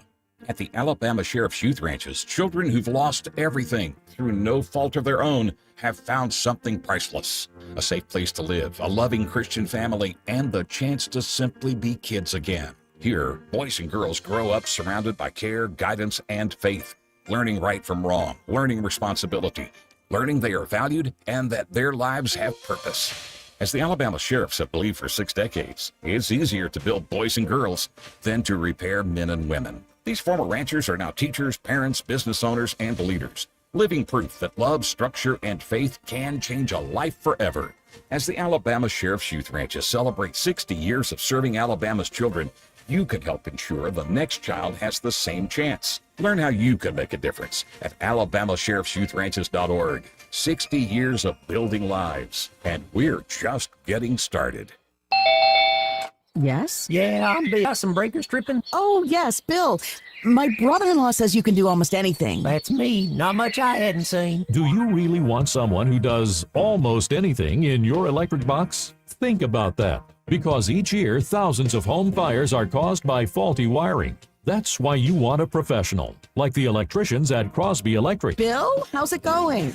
Bill, ooh, are you okay? Oh, yeah. Well, I didn't really need my eyebrows anyway. At Crosby Electric, all technicians undergo rigorous safety training, as well as background checks, drug testing, and continuing education. Bill, you think maybe I should call a real electrician? No, these little slip-ups happen. Everybody does it. Really? No, not really. When you need professional electric work, or you just like someone to assess your home for safety, call the experts at Crosby Electric, 272-2085, or visit us at crosbyelectric.com. Hunger doesn't always look the way you think, but it's closer than you realize. On Saturday, May 9th, join the Budget Bites battle at the Heart of Alabama Food Bank and turn awareness into action. Teams will go head-to-head, creating a full meal for $5 per person or less in just 60 minutes. Every $1 raise provides 5 meals for neighbors in need. Now we need you. Register your team today at hafb.org. Deadline is May 2nd. Be part of the solution. Cook with purpose. Fight hunger one meal at a time. Trust is the number one reason why a patient chooses a healthcare provider. Adams Drugs has been your trusted healthcare provider since 1962 and has been voted the number one pharmacy in the River region for many years. We strive each and every day to provide you the level of healthcare you have come to expect from Adams Drugs. The employees at Adams Drugs take pride in developing relationships with their patients, from making sure your prescriptions are filled correctly to getting to know you and your family's needs and following up on any questions you may have. Adams Drugs employees deliver top-notch service. We ask you to visit us at any of our locations in Montgomery, Prattville, Wetumpka, Millbrook, and Pine Level Marbury and give us a chance to earn your business. You can find us at adamsdrugs.net for the location that is nearest to you. Adams Drugs is your local, independently owned Health Mart pharmacy. Health Mart, taking the time to listen and care. We get this question all the time. Do you handle that? Buying or selling a home? Yes. Commercial? Yes. Land or investments? Absolutely. Hannah and Eddie Realty Group. One team. Every real estate move. 334-322-0662. This hour of news and views is brought to you by our good friends at Alabama Home Mortgage. Alabama Home Mortgage, 567-4223. Visit them on the web at myalabamahomemortgage.com. NMLS number 1586368, an equal housing lender. Rich Thomas weather brought to you by M&M Outdoors. Book your stay today at MNMCampground.com for relaxation at its best. It's easy to find and hard to leave. M&M Outdoors, your home away from home.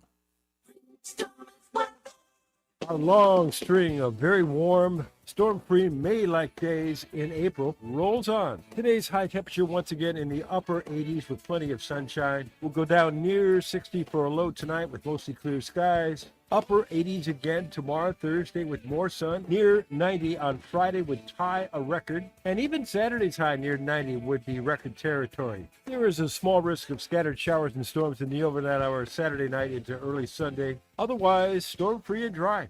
From the Blue Water Weather Center, this is Rich Thomas. When news happens, you'll hear about it first. The River Region's most trusted voice. News Talk 93.1 FM WACV.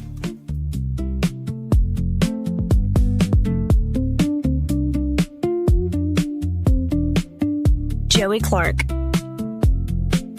Let's go back to the phones and talk to Babs. We have Barbara on the phone. Hey, how are you? I'm doing very good. Been listening to the show, like I said. First thing I want to say is they, whoever they may be, knew about Swalwell a long, long time ago. Yes, they know all that kind of stuff is going on with these people, and I just wonder why they wanted him out of the race. I think he was upsetting probably some other plans at play there in California. I'd imagine some big money had gotten behind a particular candidate or two, and he was going to act like he was a big, independent, grown-up boy, a real boy, and, they brought out the goods against him. They did a good job, didn't they? Oh, yeah, and, the political operatives are pretty good at that. It's really sad what it's come down to. And the other thing I was going to ask you, do you listen to Scott in the morning? A little bit. Did you hear him talking about what Virginia voted to do? Oh, the redistricting thing?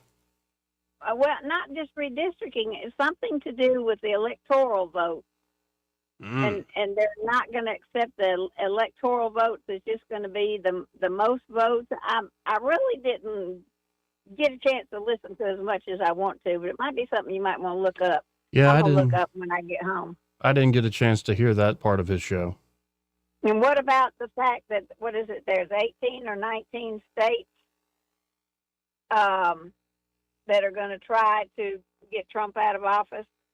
You know, I hear bits and pieces because I'm trying to get ready to go or do something, you know, and I just hear bits and pieces. Oh, okay. So I've got a report here. It's a national effort to circumvent the Electoral College.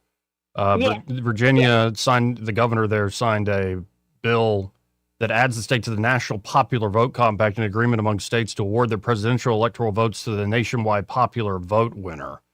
That's crazy. Okay. It is. Don't they have to have a constitutional amendment to do such? I guess.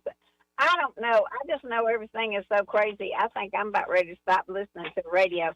And by the way, I wish Dr. Tankersley would come back on your show again. I'm so afraid. I'm voting for him, and I really would like more people to get to know about him.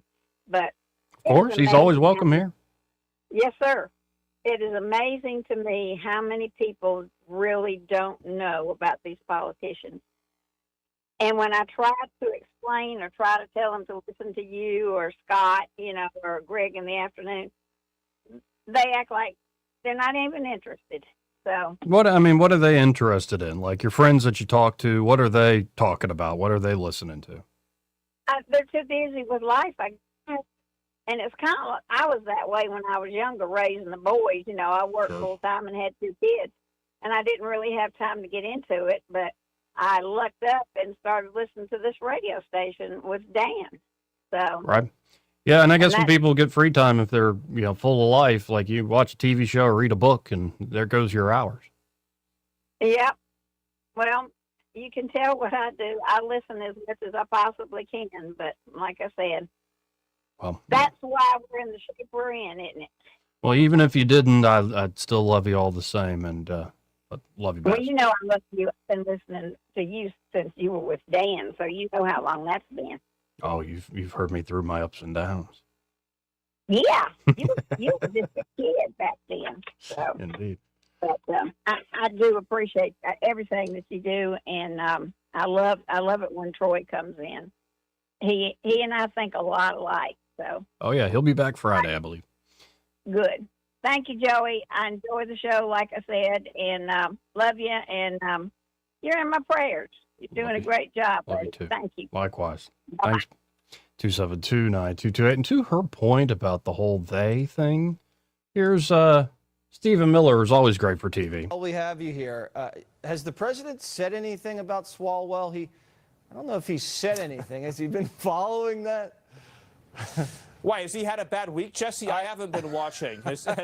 You might be busy with bigger matters of war and peace. Couldn't have happened to a better person. But look, here's the most important thing if we have 10 seconds on this, and I'm sure you would agree with this. The most important part about this story, and look, Swalwell is a scumbag. He is a terrible person, the worst of the worst, the lowest of the low, the most dishonest and the most dishonest. But the real story here is how the Democrat Party controls its members through blackmail. It's got a blackmail file on all of its politicians, and it uses them to leverage and control them until it's time to release it.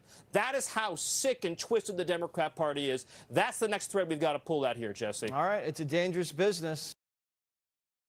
Because, of course, the Republican Party doesn't have those sorts of people working for them. Yeah, I think it's a pretty bipartisan affair, the whole blackmail thing. Anyway, he's always good for TV, folks. He pulls off the bald thing, I must say.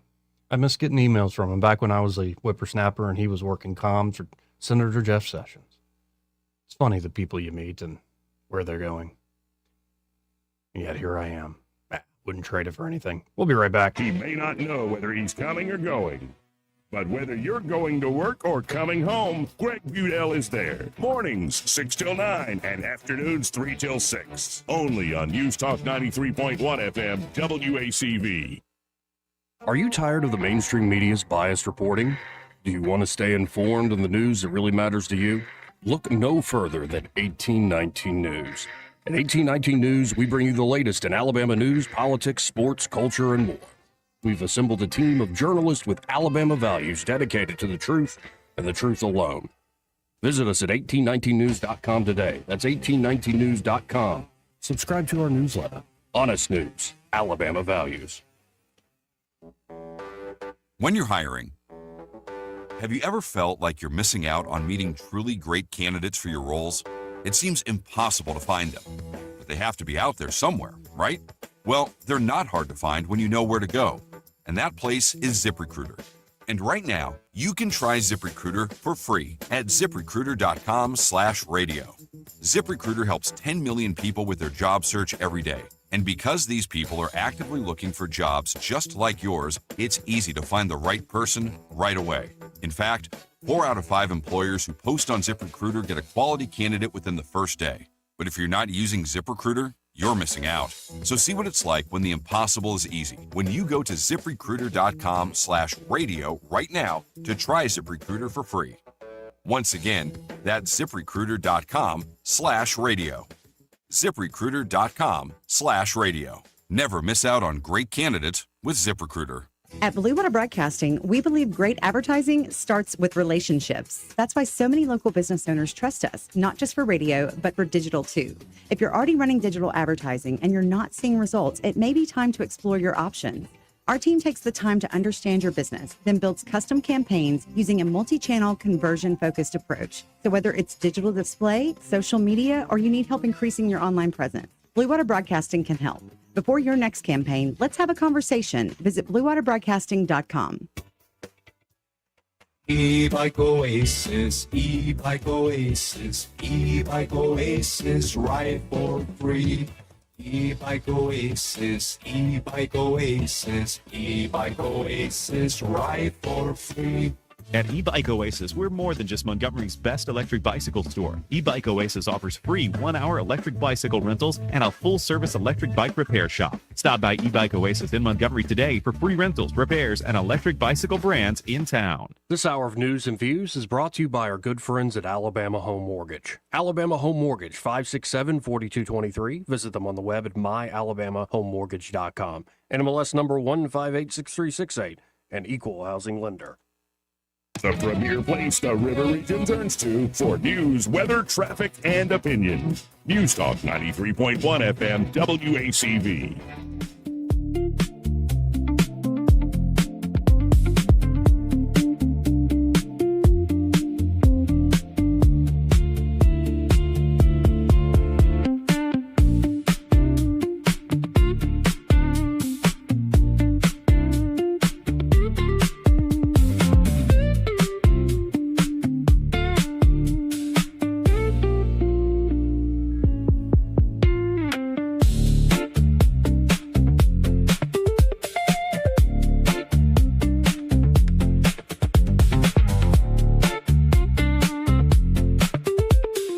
Joey Clark. Welcome back. Let's go right to the phones and talk to Michael Cohen with Cohen's Electronics and Appliances. Hey, Michael, how you doing today? I'm doing great, Joey. Good to hear. Now, let's tell folks about what's been going on there at Cohen's today, the Cohen's Experience. The Cohen's Experience. Well, the Cohen's Experience, we've got our delivery crew has been on a mission. They've upped their game when they deliver their appliances or your appliances. And anyway, they've been getting a ton of 5-star reviews from our customers. Some of the customers are even taking pictures with them and the appliance that they've just installed. And, of course, you know, I had a customer in here the other night that asked, you know, what do we do with the old stuff? And I was like, you know, we'll put it on your patio, put it on your carport, we'll haul it off. You tell us, and, you know, we don't charge anything extra for that. And so, you know, they're all excited. But anyway, the the installers or delivery people have really upped their game, and I'm amazed at all the 5-star reviews that are coming in from our customers. See, I'm not amazed. And, I got that big old honking TV moved twice because I know how to move it the second time, and y'all did that, helped me out in that regard. But especially this applies to like a big old refrigerator. Like, what are you going to do with an old fridge or old washer dryer units to get the new one installed and the old one take it away? Like, I'm not surprised you're getting 5 stars. Yeah, well, and a lot of our customers, or not our competitors, actually charge to haul off your dunnage. So, you get a new washer and dryer, and if they charge you $20 a piece, that's an extra $40 to haul off your old washer and dryer. And, it all adds up. Well, folks, if you're just kind of doing the spring cleaning thing, spring inventory, and especially if, after you wash your clothes, things are a little like moldy, musty. It's like, I don't know if that thing's even working. It makes noises, but I don't know if it's working, honey. Like, get by Cohen's. They have great selection there, especially on the appliance side. And maybe you'll buy a new TV at the same time. Why not? Once you see some of the new TVs. You can, of course, if you already know what you want, call them up at 277-8890 or shop online at thinkcohens.com. But I encourage you to stop by 2515 Eastern Boulevard here in Montgomery, open 9 to 6 Monday through Friday, 9 to 4 on Saturdays. And find Michael. Be sure to tell him you heard him here on this radio show with that Joey Clark fella. And you said there was an Eddie Bader sighting today? There was an Eddie Bader sighting. He was not on the radio, but he was in looking at a dishwasher. What's better, him on the radio or him in person? I kind of like him better on the radio. He's good either way. No correct answer. That was the correct answer. He's got a face for radio. Well, good thing we live streamed this thing. Well, I appreciate it, Michael, as always. And folks, you'll get by Cohen's. Thanks, man. Thank y'all. Take care. Again, that's Michael Cohen with Cohen's Electronics and Appliances, a true institution here in Montgomery, and generations of customers, generations in the family of ownership there, and they've lasted for a good reason. Great products, but service second to none. And 272-9228 if you want to get in on the conversation. That's 334-272-9228. What do we want to go with? Well, how about something that, I don't know how uplifting this is, but of course for America's big birthday bash, there's going to be a UFC event on the White House lawn. And of course, the naysayers and the professional critics, they're all like, well, who's paying for this? Who is paying for this? It's like, we'll figure it out. Calm down. And Trump's hosting Bloodsport and making taxpayers pay for it. Bloodsport? I don't know. They've cleaned up their act since the early days of UFC. Anyway, here is Dana White. I think that's Pat McAfee's show. Let's listen in to Dana. Made this news in the last few hours last day. We're paying the entire bill on all of this. Everything that you're seeing. Not $1 of taxpayer money will go into this. By the way, Stephen Miller, also Dana White pulls off the completely bald look. But I wonder how much money they have to spend on like shaving cream or gel or whatever they use to shave their heads. But he pulls it off. And this is the UFC's gift to the 250th birthday of America. And I think one of the myths that I would like to crush is I don't care if you're far right, far left, right down the middle, wherever you sit politically, because everybody sits somewhere politically these days.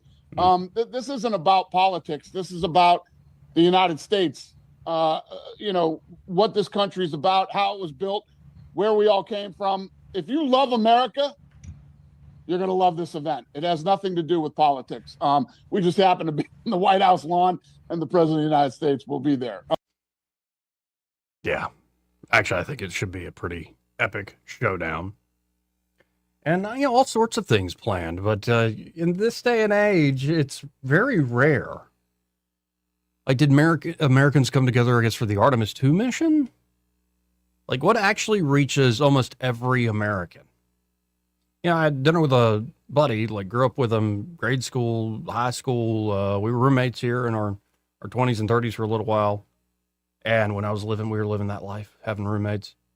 And we're both doing well in life at this point. But he said he went down the rabbit hole of 90s TV commercials. Some reason YouTube started curating the nostalgia algorithm.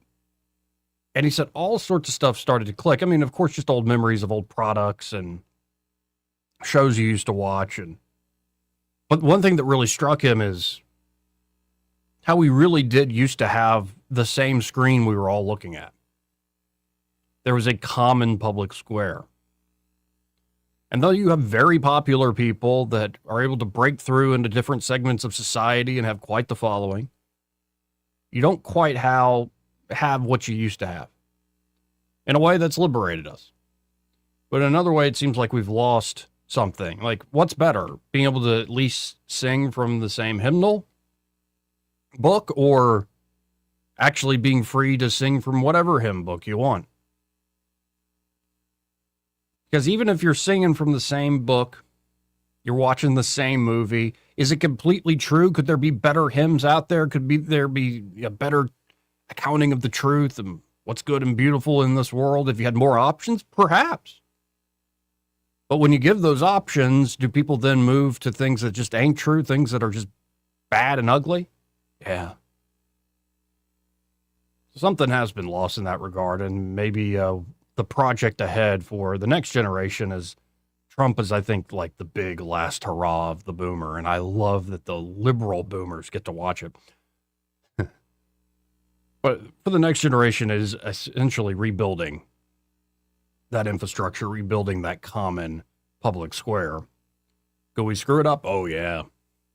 But yeah, have some hope, you dopes. We'll be right back. Final hour coming up. Broadcasting from the Riverside Chevrolet Master Control Center, this is WACV Cusana, News Talk 93.1 FM. When it's Chevy, it's Riverside. With SRN News, I'm Bob Agnew in Washington. Pakistan's army chief has arrived for talks in Tehran in the latest diplomatic move to ease tensions in the region and arrange a second round of negotiations between the U.S. and Iran. That's according to the Pakistani military. It said the delegation includes the country's interior minister and other senior security officials.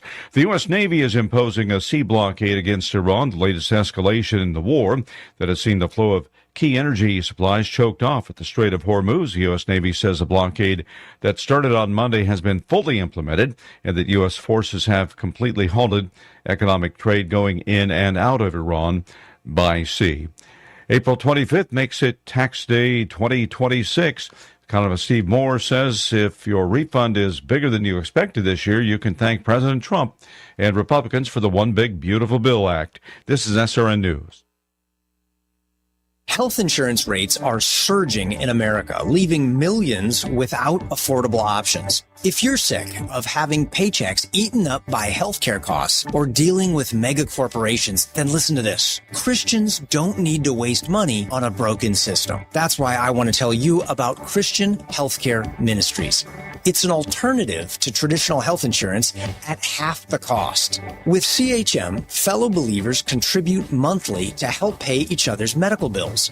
There's no enrollment period, so you can join anytime, and you aren't restricted to provider networks, so you choose the doctors and hospitals you want. It's that simple. CHM is not insurance. It's a ministry that puts faith into action. Feel the difference of financial support and biblical care from fellow believers. Join CHM today by visiting chministries.org/wellness. That's chministries.org/wellness. Rich Thomas Weather is brought to you by Alabama Wholesale Lumber. For tough, good-looking roofs, it's Tamco Shingles from Alabama Wholesale Lumber. For great folks and great prices, call Alabama Wholesale Lumber.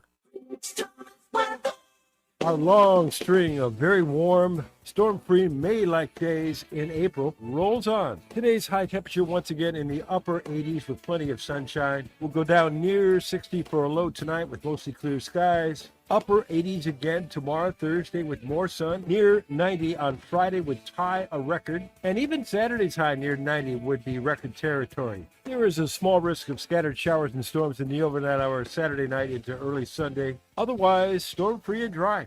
From the Blue Water Weather Center, this is Rich Thomas. CB&S Bank, serving families and communities since 1906. Proud to be named 16th best performing bank nationally in their asset category by American Banker. Learn more at cbsbank.com. CB&S Bank, member FDIC, equal housing lender. 1819 News. The Republican candidate in the Alabama Secretary of State race, Caroline Dobson, says she fully supports the idea of closing primary elections to only those registered party members for Republicans and Democrats. Dobson spoke about the issue on FM Talk 106.5 out of Mobile. Well, there is no question that we have a huge problem with Democrats, depending on where you are in the state, certain pockets of this state with Democrats voting in Republican primaries and trying to manipulate the options that Republicans have available in the primaries. And truly that becomes kind of disenfranchisement of Republican voters. And I feel that we'll see some probably new and improved legislation next legislative session. I'll be back with more Alabama stories after this. Brian Dawson here, CEO of 1819 News. I'm also the host of 1819 News, the podcast, and we'd love for you to join us by listening to our weekly show on all the top podcast apps, both in audio and video format. At 1819 News, the podcast, we are in pursuit of a free and flourishing Alabama. Every week, we're having important conversations with guests from across this great state, all with the goal of equipping Alabamians to be in pursuit of a free and flourishing Alabama with us. New episodes are released weekly. I hope you'll join us.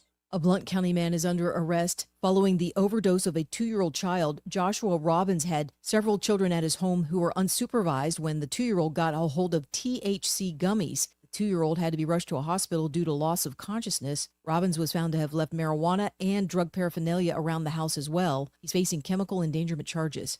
An officer-involved shooting in Huntsville has put a murder suspect in the hospital. Police responded to a report of a shooting on Tuesday and found 19-year-old Kiriana Harris dead from gunshot wounds. The suspect was tracked down to his car on University Drive. When police tried to remove him from that vehicle, that's when the shootout occurred.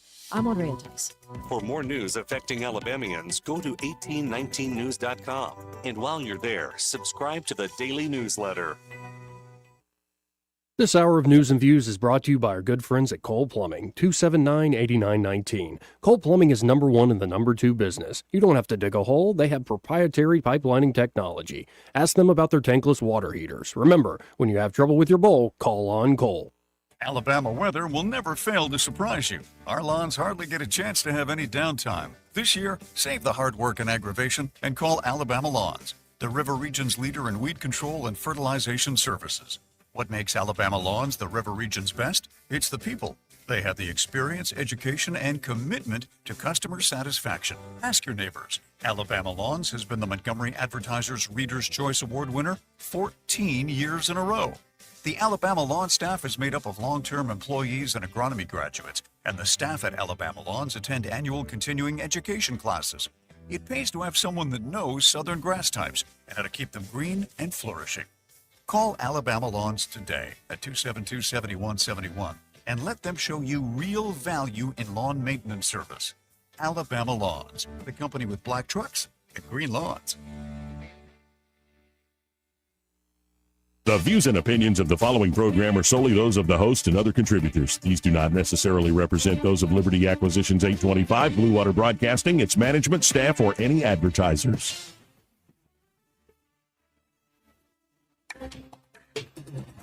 It's time for Montgomery's conversational radio show. It's News and Views on News Talk 93.1 FM. To join the conversation, call 272-9228.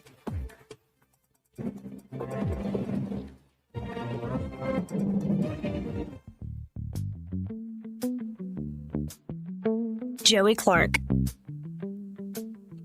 Welcome into the final hour of the program. I'm your host, Joey Clark. And we already got a call that's rolling in. 334-272-9228. Let's go to Wetumpka Jeff. Hey, Wetumpka Jeff, how you doing? Hey, okay, the first question is, if I installed this app on my mom's phone in Lynette, Alabama, would they pick y'all up? Which app? The y'all's radio app. I believe so, yes. Okay. All right, the second question is this. She was watching America's Voice today, and they are giving the pension to Swalwell and Gonzalez. They're resigning, and it's tax-paid pension. Why, if they committed misconduct and they're having to resign, Why should the taxpayers have to pay for their retirement? It's a great question because I think the practical answer is all the other members up there of dirty stuff because they're dirty dogs don't want to lose their pensions when it's their time to be thrown overboard. That's my take. Oh, it's wrong though. I mean, it's like it's to be expected by these folks. It's crazy. Like, especially say in the private sector, you are fired and it's all like, I don't know. This idea that they earned their benefits is just absurd to me. Yeah, I agree. They should have to live on the same amount of money we have to live on. Yeah, and especially when you're fired for moral cause. Like, you have moral clauses in your contracts often, and often you end up forfeiting a lot of things. It's one thing to downsize or whatever. Life happens. You get fired or you lose a gig. But when people find out you're a piece of crap, that you've been like really, really bad, yeah, it's just not surprising that Congress, even on the way out, rewards the worst of the worst. Well, if you can get Katie Britt to call back in, ask her that question. I'd be happy to. I know she's a firebrand, and she might be able to stir something up there. Yeah, it's been a while since she's been on. I'll have to reach out. I keep forgetting. I keep procrastinating about it. But whatever. Yeah. Maybe she can stir the pot. Yeah, that'd be nice to see. That would be certainly her leading that effort would be quite fun to see. You're seeing it in the House. It'd be nice to see, especially some of the women in the Senate lead on this. Yeah, and I would like to see a bunch of people call into the radio station and voice their opinion about this, because it ain't right. It isn't right, but we shouldn't have to pay for. I mean, where you at, Soldier Boy? Call in. Appreciate you. We'll talk, good Jeff. All right, thanks. Y'all have a good one. You too. 272-9228. Again, 334-272-9228 if you want to get in on that conversation, want to respond to what Tumpka Jeff was just laying out. Now, here is, I believe it's the first big forum after the successful Artemis 2 mission. And I was sitting there at the end of last hour thinking, well, maybe the moon rocket and the space race and electronic propulsion engines that are now coming out. Maybe this sort of, space exploration will bring people together. But then, there's a lot of the population thinks it's all fake. So, guess another miss there. But here is the NASA Administrator, Jarek Isaacman, talking about what, now that this Artemis 2 mission was a success, what it will lead to with the future of the space program. Let's check out what Jared is saying. Order American superiority in space. I don't know how we can achieve superiority if we come in second place. So I will tell you that I don't think we were on a path to achieve our goals until recently. The incredible Artemis 2 mission that we all witnessed launch. Extremely complicated vehicle, right? I mean, you have at least five prime contractors, hundreds of subcontractors that go into it. Very complicated, 8.8 million pounds of thrust to accelerate those astronauts in a position to go around the moon, set the amazing record that they did. You can't launch that rocket every 3.5 years. So last time it flew uncrewed November of 2022. Obviously, we just flew it again rather recently, and up until recently, we wouldn't fly it again until the end of 2028, and that's not a recipe for success. So we obviously launched this mission. We gathered a ton of great data. The ECLA systems, so the life support systems on the vehicle, was the first time that we've ever tested that. Obviously, the first time we've even had human beings on top of this rocket or in the spacecraft. Gathered lots of good data, but we're rolling that into another mission, and that's the big change here. We need to get into a good cadence of this. We need to establish muscle memory. We'll launch again Artemis 3 in 2027, start to buy down risk by rendezvousing the Orion spacecraft with one or both lunar landers, and I'm gaining confidence by the day that it'll be both, and test out the interoperability of the vehicles, again, gather good data, roll that into Artemis 4, so we have an achievable path to the surface of the moon by 2028. And then the executive order didn't say to go back and do the boot prints and the rocks again, but go back to stay and realize the scientific and economic and even national security potential of being on the surface.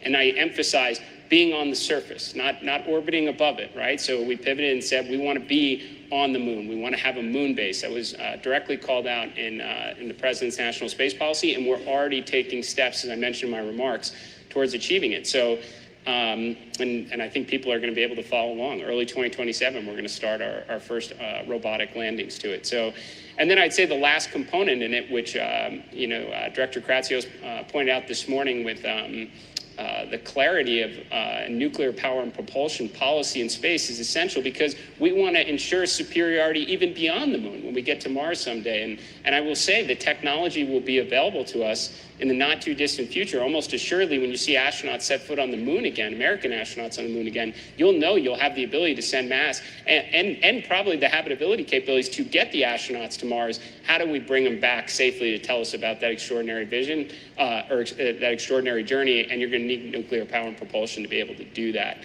And what a better proving ground than on the surface of the moon to test it all out. So I think we're taking Artemis 2, great opening act in America's return to the moon, and we're taking a lot of positive steps towards achieving the president's vision. So I think some of the more intrepid, visionary aspects that the human being can summon being talked about there by the NASA Administrator, Jarek Eisenman. And so from that to this, Powerball, the lotto, it's to expand to the United Kingdom as the jackpot game goes global. The lottery game that has made millionaires in the U.S. will expand this summer to include players in England, Scotland, and other parts of the U.K. An agreement was announced Tuesday between a multi-state lottery association, which runs the lottery game, and Aldwyn UK, which operates the UK's national lottery. The deal still must be approved by a UK gambling commission to actually go through, but it will mark the first time a lottery outside the U.S. will contribute to the Powerball jackpot. We're constantly looking for ways to make sure that we're keeping Powerball culturally and commercially relevant, said Matt Strawn, who heads Powerball, is the chief executive of the Iowa Lottery. And this really is the next natural progression in doing just that. The same jackpot amount will be available to players on both sides of the Atlantic, with U.S. payouts in dollars and those in the U.K. in pounds. For players in the U.S., nothing changes, including the $2 cost of the Powerball ticket and the long odds of winning the jackpot of 1 in 292.2 million. But with UK players buying tickets, a larger player pool will grow jackpots more quickly. We're going to probably see a $2 billion one for too long. Players consistently tell us in survey after survey that faster growing Powerball jackpots is what they'd like to see. Not surprisingly, the higher the jackpots grow, the more people play the game in a particular drawing. The more people play the game, the higher sales grow. The higher sales grow, the higher the jackpots get. The more people play, so on and so forth. For UK players, Powerball will offer a chance at much larger jackpots than are now available at lotteries in the country and across Europe. The largest Powerball payout was just over $2 billion from a ticket bought in 2022 in California. So we already hit the $2 billion mark. How about $3 billion?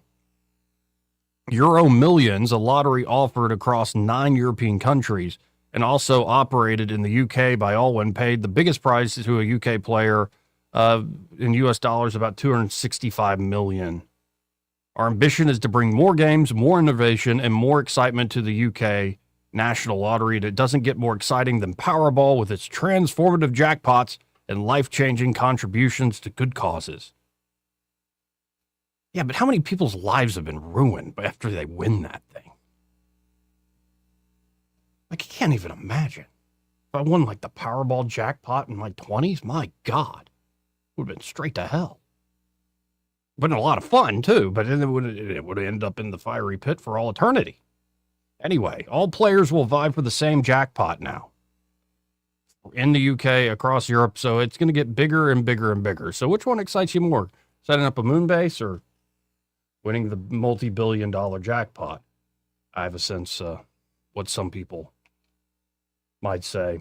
Again, 334-272-9228. That's 334-272-9228. So there's a guy by the name of Stephen Klubeck.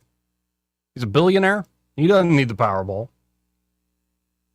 And for the longest time, Stephen Klubeck was a former donor to Eric Swalwell. Well, he says he's changing teams after this.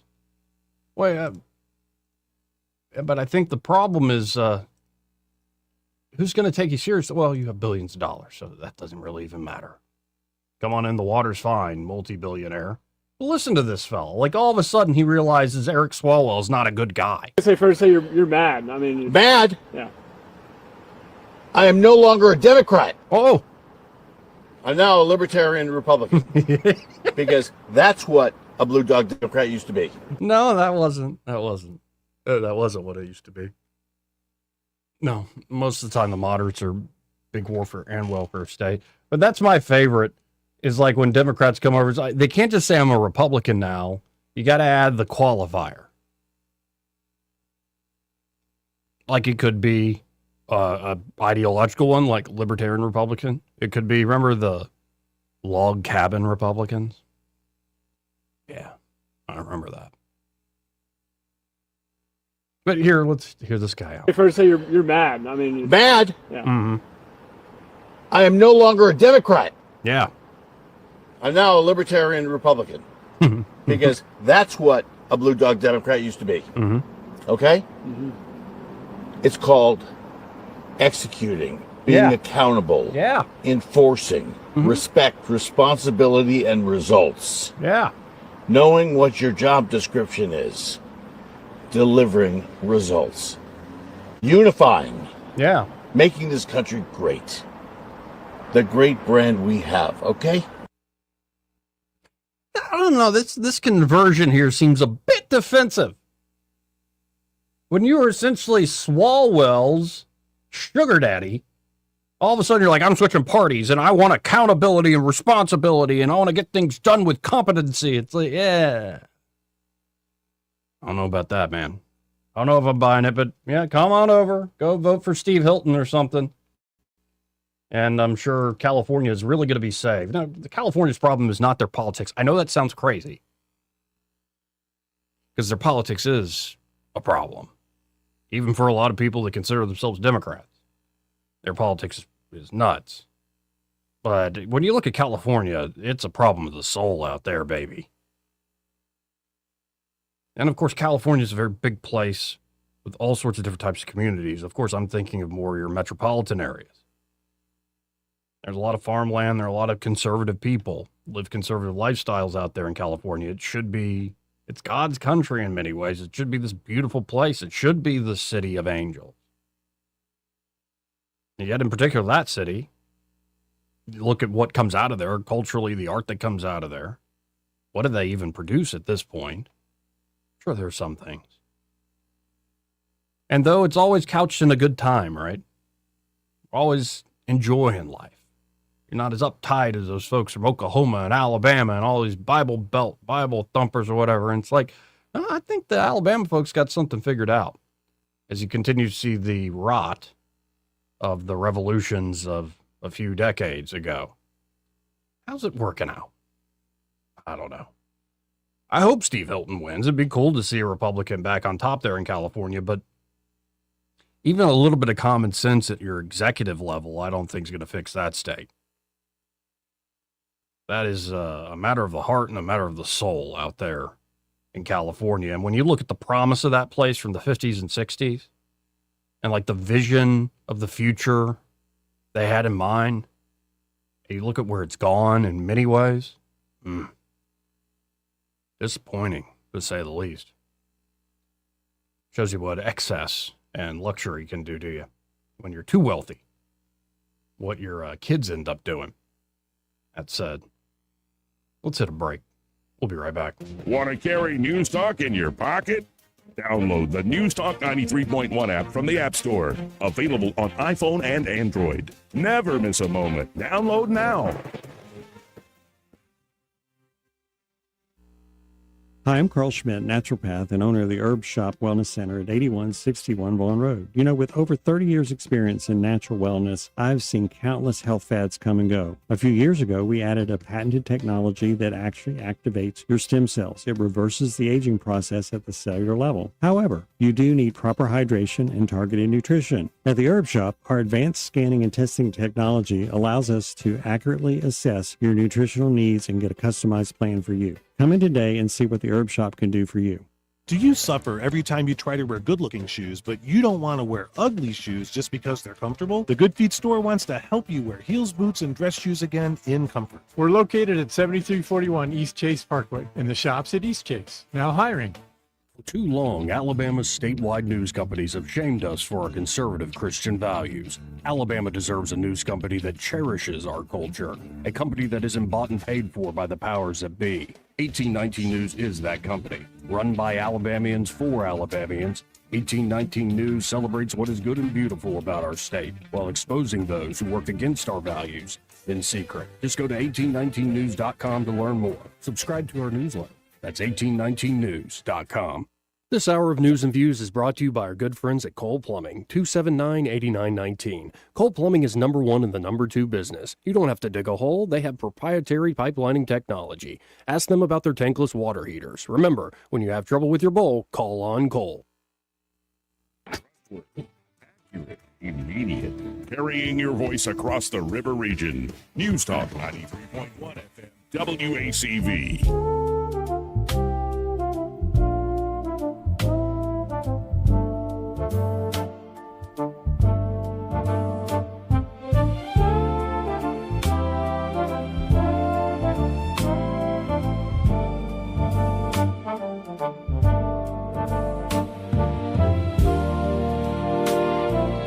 Joey Clark. Welcome back. Oh, this is a big headline. Going back to war, that's why I'm trying to soothe myself with the music, but Iran apparently used Chinese spy satellites, or a single satellite, to target U.S. military bases in the Middle East. Iran used a Chinese spy satellite it secretly bought in 2024 to target U.S. bases in the current war. The TEE-01B satellite, built and launched by Chinese company Earth Eye Co., was acquired by the Islamic Revolutionary Guard Corps' Aerospace Force in late 2024 after it was launched into space from China. Yep, China has those too. Not just the United States helping the Ukrainians out. Iranian military commanders directed the satellite to monitor major U.S. military sites, the newspaper said, and this is according to, again, the Financial Times, citing timestamp coordinate lists, satellite imagery, and orbital analysis. The images were taken in March before and after drone and missile strikes on those locations. As part of the deal, the IRGC received access to commercial ground stations operated by a Beijing-based provider of satellite control and data services, with a network extending across Asia, Latin America, and other regions, according to the report. The satellite captured images of Prince Sultan Air Base in Saudi Arabia on March the 13th, 14th, and 15th, according to the Financial Times. According to the report, the satellite also monitored an airbase in Jordan and locations close to the U.S. Fifth Fleet Naval Base in Bahrain and the Erbil Airport in Iraq, around the time the IRGC claimed attacks on facilities in those areas. Reuters could not independently verify the report, but the White House, CIA, Pentagon, China's Foreign Affairs Ministry, and Defense Ministry, Earth Eye Co., and this other company did not immediately respond to request by Reuters for comment. But I don't think we should be surprised by this at all. This is just the nature of why the space race is so high stakes. And who do you want to dominate? Maybe you don't want anybody to dominate. You're an idealist still. Fair enough. But I'd much rather the United States dominate than, well, China continue to expand their power. And it shows just with a little bit of capability, the Iranians were able to kill some folks. Don't forget, Americans, as well as many others, have died in this conflict. Now, one thing that this is where, again, Trump's not going to change. It's just still so frustrating. FISA 702, the program that has been used to spy on Americans, was used to spy on Trump. Here's Trump about this earlier this morning. I am working very hard with our great speaker, Mike Johnson, along with Chairman Jim Jordan and Chairman Rick Crawford, to get a clean extension of FISA 702 through the House of Representatives this week. I am asking Republicans to unify and vote together on the test vote to bring a clean bill to the floor.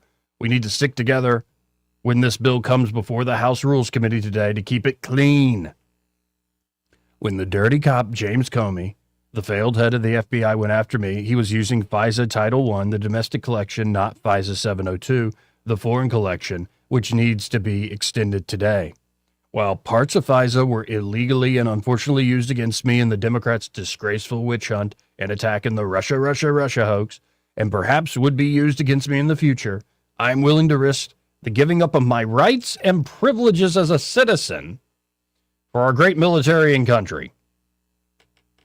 Our military patriots desperately need FISA 702, and it is one of the reasons we have had such tremendous success on the battlefield. I've spoken with many in our military who say FISA is necessary in order to protect our troops overseas as well as our people here at home from the threat of foreign terror attacks.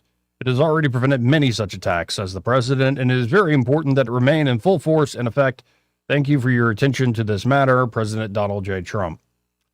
So can they still spy on Americans or not? Because I don't think the average American doesn't care, and in fact encourages you to be able to spy on, say, foreign interests, in particular terror networks. But when through the back door, the government can use it to spy on Americans who are incidentally collected in that information, that's where we have the issue. And you go all the way back to April of 2024, 2 years ago, and Trump put out, kill FISA, it was illegally used against me, and many others, they spied on my campaign. What happened to that guy? Who was, I believe, running for president again in 2024. But, just general warrants are all the rage still, and most Americans shrug it off as more and more liberties are continuing to be consumed by our need for protecting ourselves, for maintaining the empire.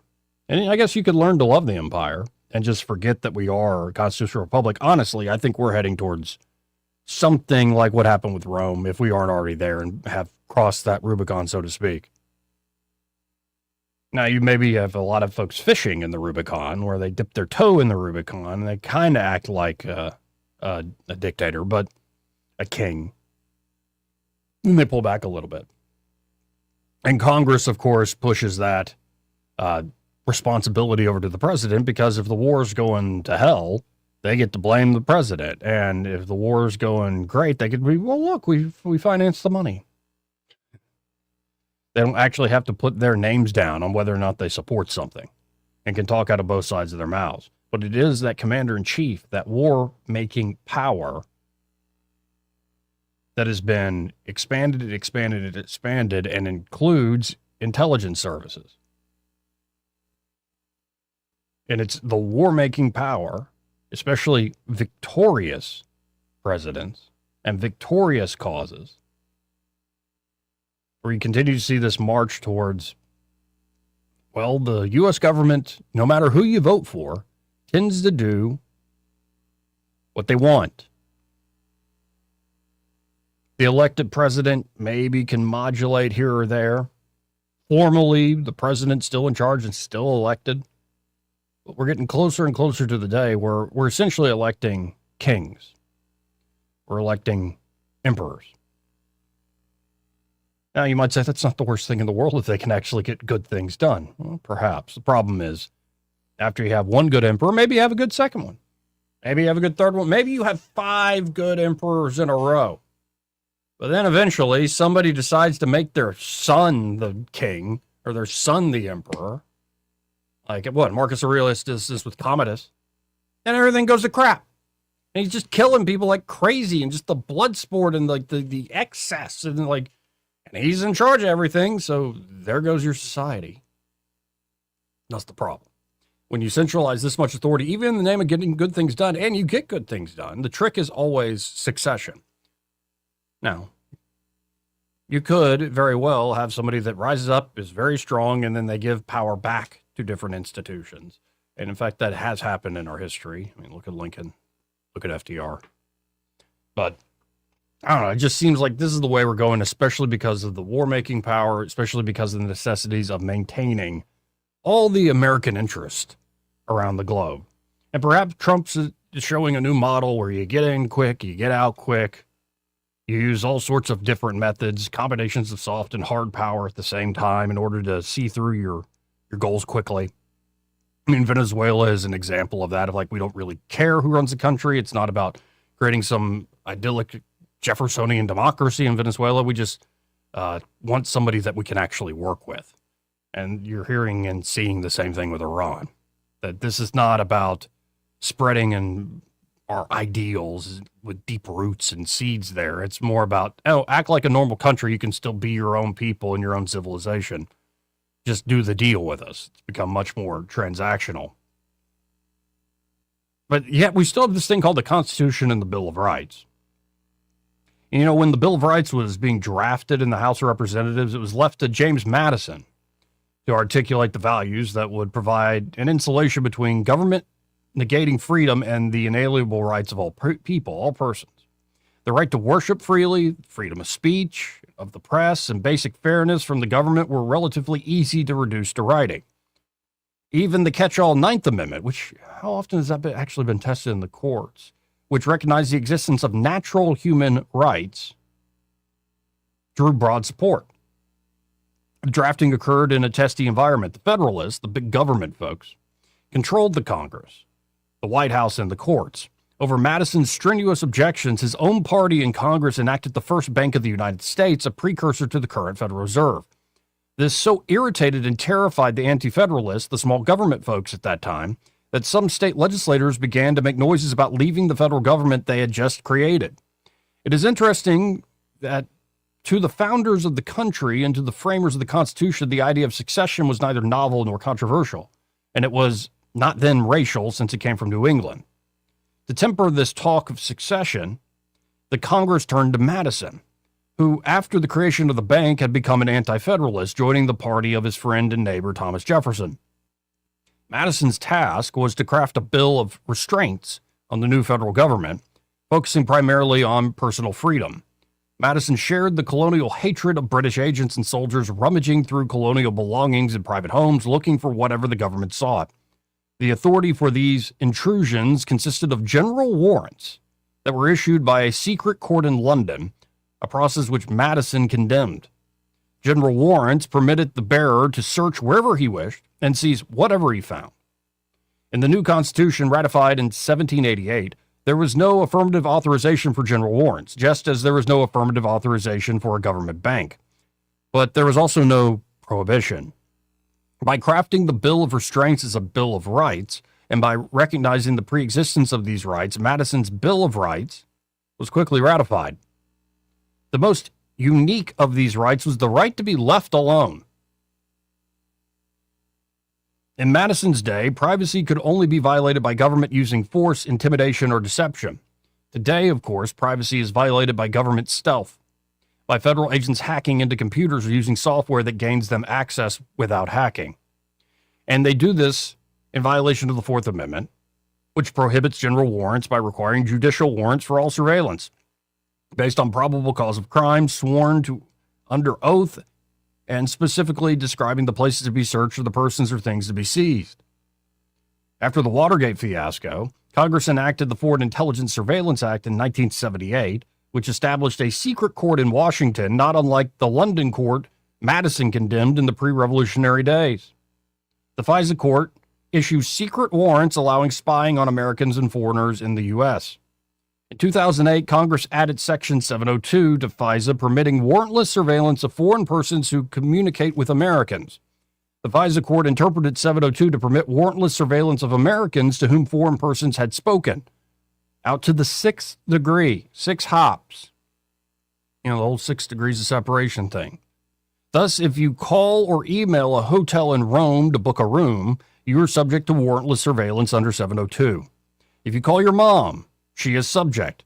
If she calls her sister, your aunt is subject to warrantless surveillance, and so forth to the 6th degree. Behold the monstrosity that FISA has wrought. Can the data gathered by this warrantless surveillance be used by the FBI for prosecution purposes as an end run around the Fourth Amendment? Congress says yes. That's the American heresy, as it directly defies the history, values, and plain meaning of the Fourth Amendment. FISA Section 702 expires at the end of this month. Justice Louis Brandeis gave us the most celebrated articulation of privacy in Supreme Court history in 1928. It was in a dissent, arguably the most famous dissent in Supreme Court history, which involved warrantless wiretapping, of which the Supreme Court then approved. 2 generations later, his dissent was embraced by the majority, and the court ruled that all planned surveillance constitute a search and thus require search warrants. But the court has never ruled on the constitutionality of 702 because of the secrecy that surrounds it. In an effort to placate libertarians and progressives in Congress who oppose the extension of 702, the feds recently offered an amendment to it. The wording of the amendment was secret. The offering was done in secret, and its rejection by the FISA court was in secret. What kind of democracy is this? We have a so-called democracy that rejects Brandeis' recognition that the Fourth Amendment was written to protect more than our persons, houses, papers, and effects. It was written to protect our beliefs, thoughts, emotions, and sensations from the government's insatiable appetite to know more about us than we know about it. And of course, the president can make distinctions, but it is surprising to see him now support a clean extension. It was actually FISA Title I, the domestic collection, not FISA 702, the foreign collection, which needs to be extended today, which James Comey used to spy on me. And even Trump says here, quoting the president, "I am willing to risk giving up my rights and privileges as a citizen for our great military and country."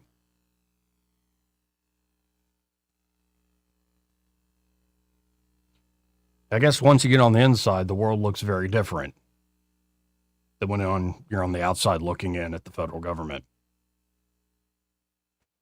And this is, to me, the latest heresy, the latest, trend.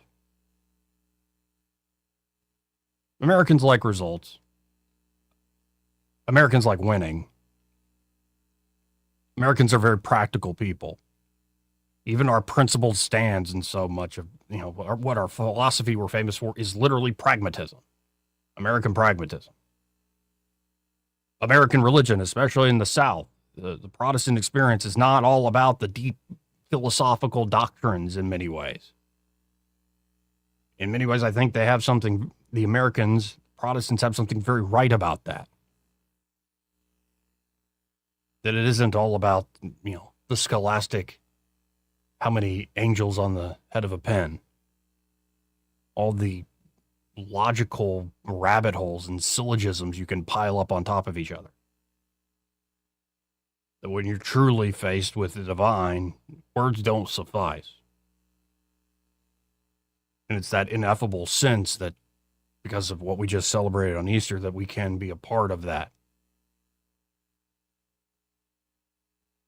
And yet, there's something that seems to be lost. It seems like even our pragmatism is leading us away from being truly pragmatic.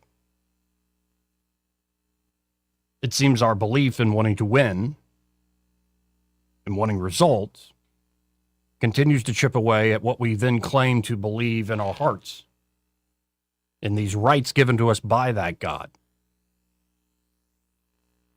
There's been a lot of talk. You heard J.D. Vance at the beginning of the show talk about how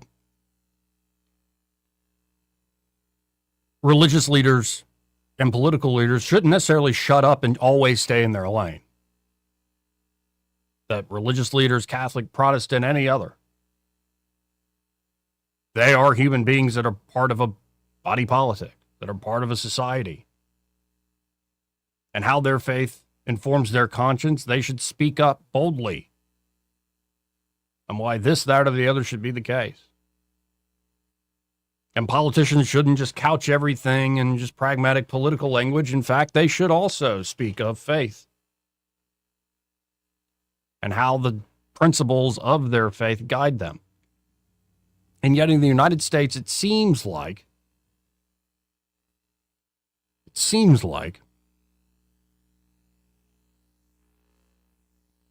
What we say is not what we do.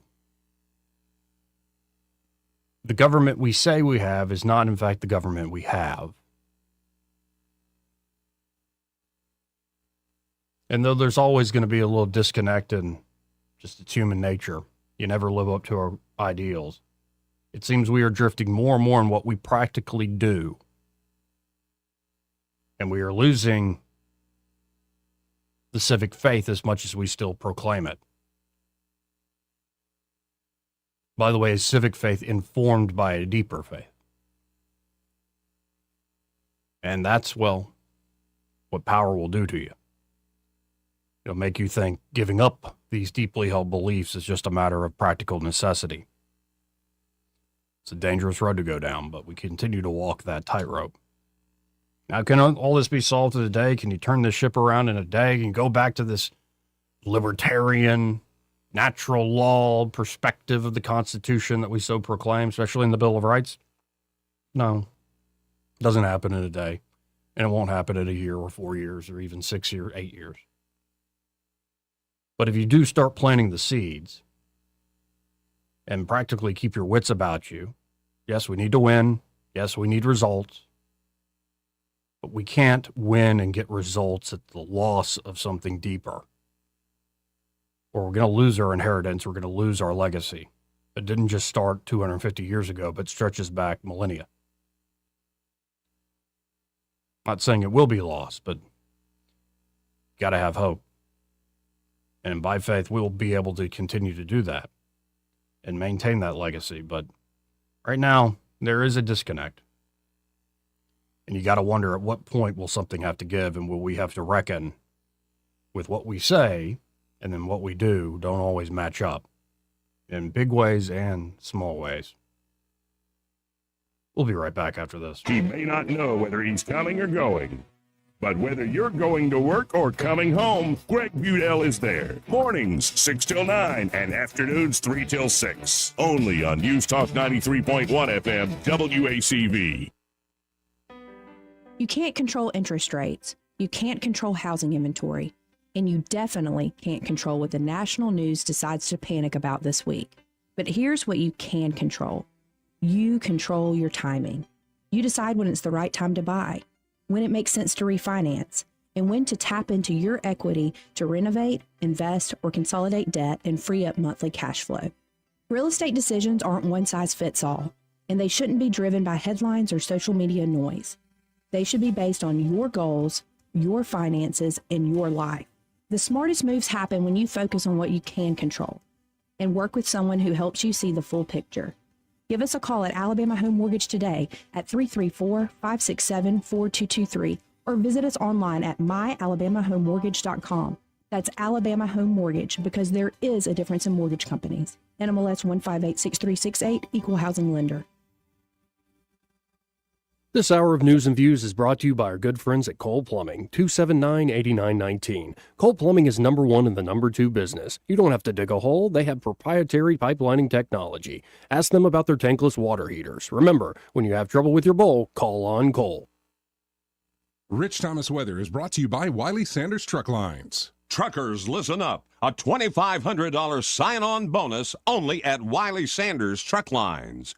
Work for a company that puts God and family first. Wiley Sanders Truck Lines, work for the best in the business. Rich Thomas Weather. Well, hi, everybody. This warm string of days continues. Still dry, still storm-free, and even the nights are milder, with the overnight low temperature tonight down to about 60, clear to partly cloudy. Plenty of sunshine tomorrow, upper 80s again for a high. If we get to 90 on Friday, that would tie the record. And I'm looking for near 90 again on Saturday. That's also record territory. There could be some widely scattered showers and storms late Saturday night in the overnight hours into Sunday morning, but the chances look relatively small. From the Blue Water Weather Center, this is Rich Thomas. Feeling the pressure of high credit card rates? ASE Credit Union has you covered with a low 1.99% APR on balance transfers. Move your balances in March or April and lock in that 1.99% rate through your October statement. Visit ASE Credit Union today. Federally insured by NCUA. Terms and conditions apply. All the headlines the mainstream media won't touch. Your News Talk station. News Talk 93.1 FM WACV.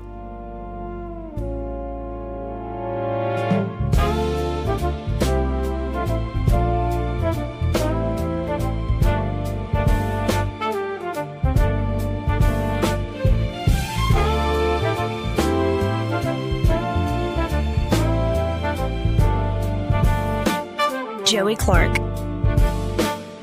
Well, I can't help myself. We go from that last segment to this. Penis protester supporters show up ahead of Fairhope trial. And dozens of protesters showed up today on Hump Day ahead of the municipal court trial of Gianna Renee Gamble. Gamble is charged with disorderly conduct, resisting arrest, violation of the municipal code, and giving officers a false name after she was arrested last October during an Indivisible No Kings protest. Gamble, wearing an inflatable penis costume and holding a sign saying "No Dictator," was asked by police to remove the costume or leave. Police said they received complaints from passerby. She refused to remove the costume and was taken into custody. During the arrest, Gamble was seen on body-worn camera footage telling officers her name was Antifa. Or Antifa. Antifa. That's my name, Antifa. However, Gamble's attorney, David Gespass, said the First Amendment protected Gamble's costume and her actions. Indeed, perhaps that's what James Madison was thinking when he helped write the First Amendment, that one can wear a erect penis costume in public and protest against dictators. But the lawyer said that the officer had no right to order his client to leave the area. When Gespass arrived for the trial on Wednesday, he told 1819 News the case depends on if the judge sides with the Constitution. A crowd of around 40 people showed up in support of Gamble. Some were wearing tacos. Some were wearing eggplant outfits. Like the eggplant emoji. Yeah, we have such a depraved society. The fact that we all know what that means at this point. And, oh no, that lady doesn't even have a costume. She's just got the arm flap thing going on. Poor woman. Hate it when that happens. You know what I'm talking about, where it's just like you could fly off. But yeah, pretty good little presence there, and just wanted to give you that latest update. Apparently, Eric Thomas of 1819 News. Hopefully, Erica will join us.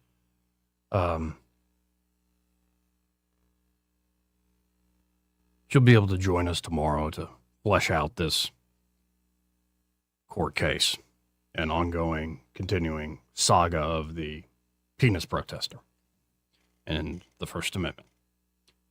This part of the program, aptly brought to you by Montgomery Men's Health. Hey, man, you got a problem with what we were just talking about? In particular, confidence in the bedroom? Or maybe it's more generalized. It's not just about that. Could be you're lacking confidence in that job you've been working in for decades, and all of a sudden you're second-guessing yourself every other day. You're falling asleep right after lunch. You wake up in the morning and you're exhausted. Kaput. You're like, what is going on with me? And you're getting fatter. You're losing muscle mass. Like you just don't feel yourself. Like everything just ain't working. And well, it could be low testosterone. It could be you need some help with weight loss. Could be you got ED issues. You know what I'm talking about. It's not fun to be dysfunctional.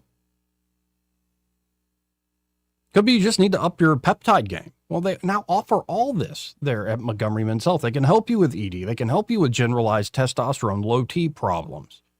They can help you with getting peptides, whether it's NAD plus or Samorelin. That's Montgomery Men's Health, powered by Men's Pro. They've been serving Montgomery and the surrounding areas for several years now.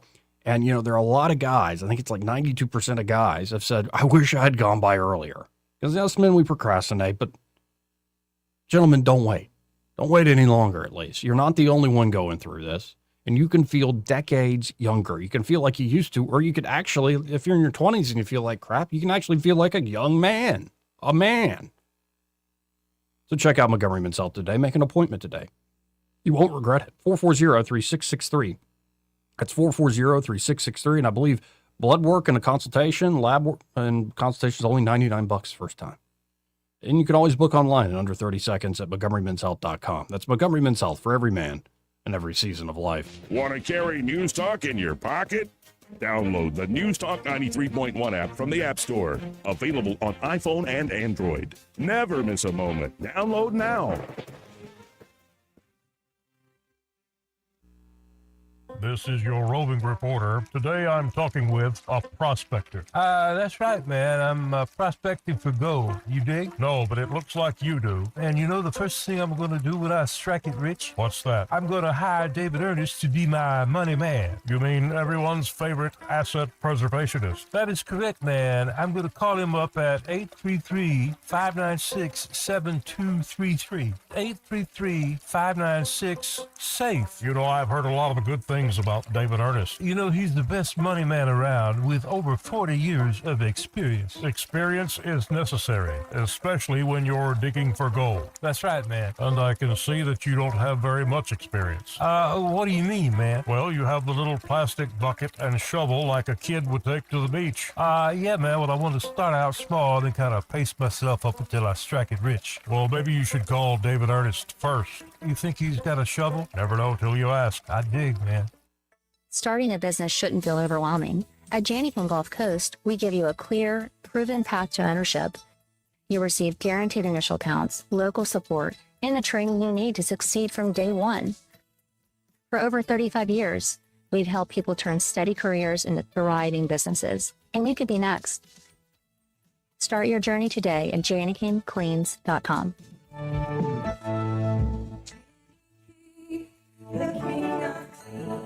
This hour of News and Views is brought to you by our good friends at Cole Plumbing, 279-8919. Cole Plumbing is number one in the number two business. You don't have to dig a hole. They have proprietary pipelining technology. Ask them about their tankless water heaters. Remember, when you have trouble with your bowl, call on Cole. We get Montgomery talking 24 hours a day. The River Region's most trusted voice. News Talk 93.1 FM, WACV.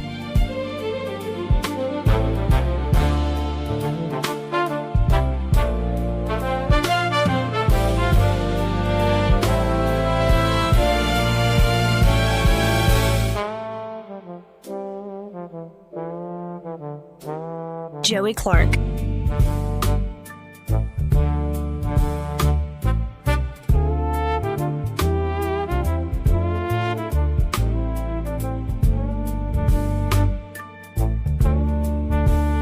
Welcome back.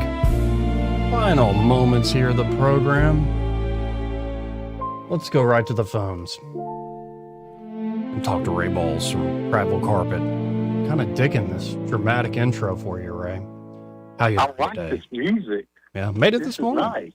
It's crazy what you can do with the AI. I literally hummed that. I just had that melody in my head, those movements, hummed it into my phone, told it to do horns, swelling horns, and strings, and it came out with that.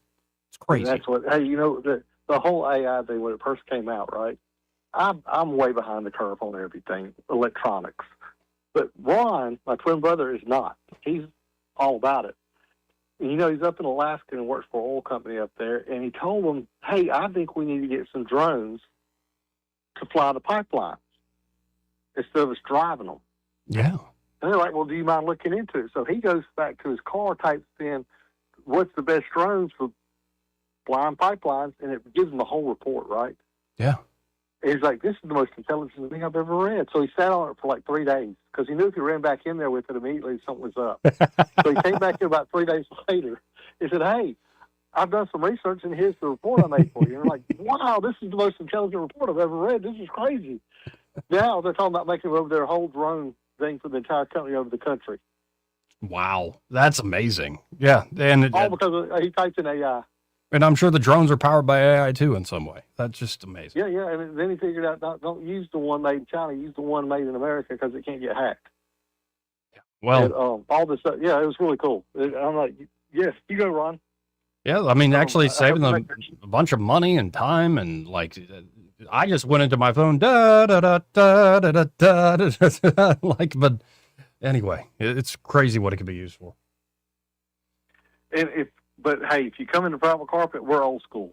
Yeah. No AI in here. Now you might take a picture on your phone and like do the phone thing where you see what it looks like, the carpet looks like in your room or the wood.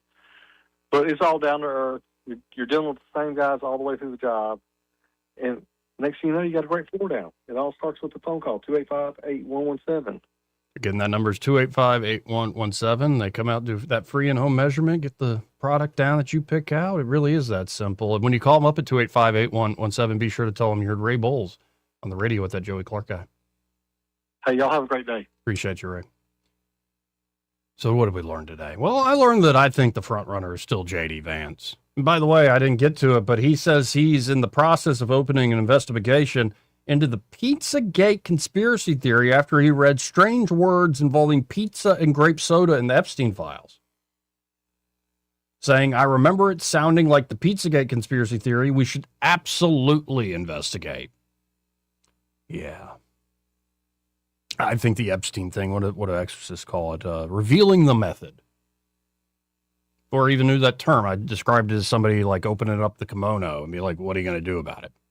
I think a lot of that Epstein stuff is downright demonic, and it is being revealed in such a way as to actually empower the folks that are doing this. Essentially showing off by revealing their means and methods. Oh, well. But, maybe it could be investigated. We could actually have some justice with some of these literal demons. That'd be nice. And, of course, we learned about the penis protester lady in court today, and we learned about the latest with the blockade and the war and how we're continuing to lose what we really claim are our birthright, American liberties, because of security demands. And, we've learned all sorts of stuff today. Powerballs going across the pond to the UK, so the jackpots are going to get bigger and bigger. Artemis 2's really set us up to win the space race. There's all sorts of stuff. But hopefully we'll learn more tomorrow. Y'all stay tuned. Happy Hour with Greg Budell. They're next.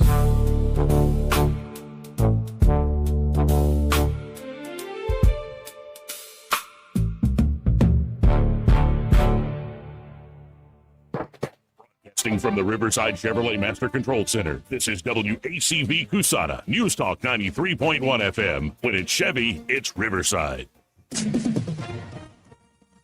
For a news line, Bob Agnew in Washington. As a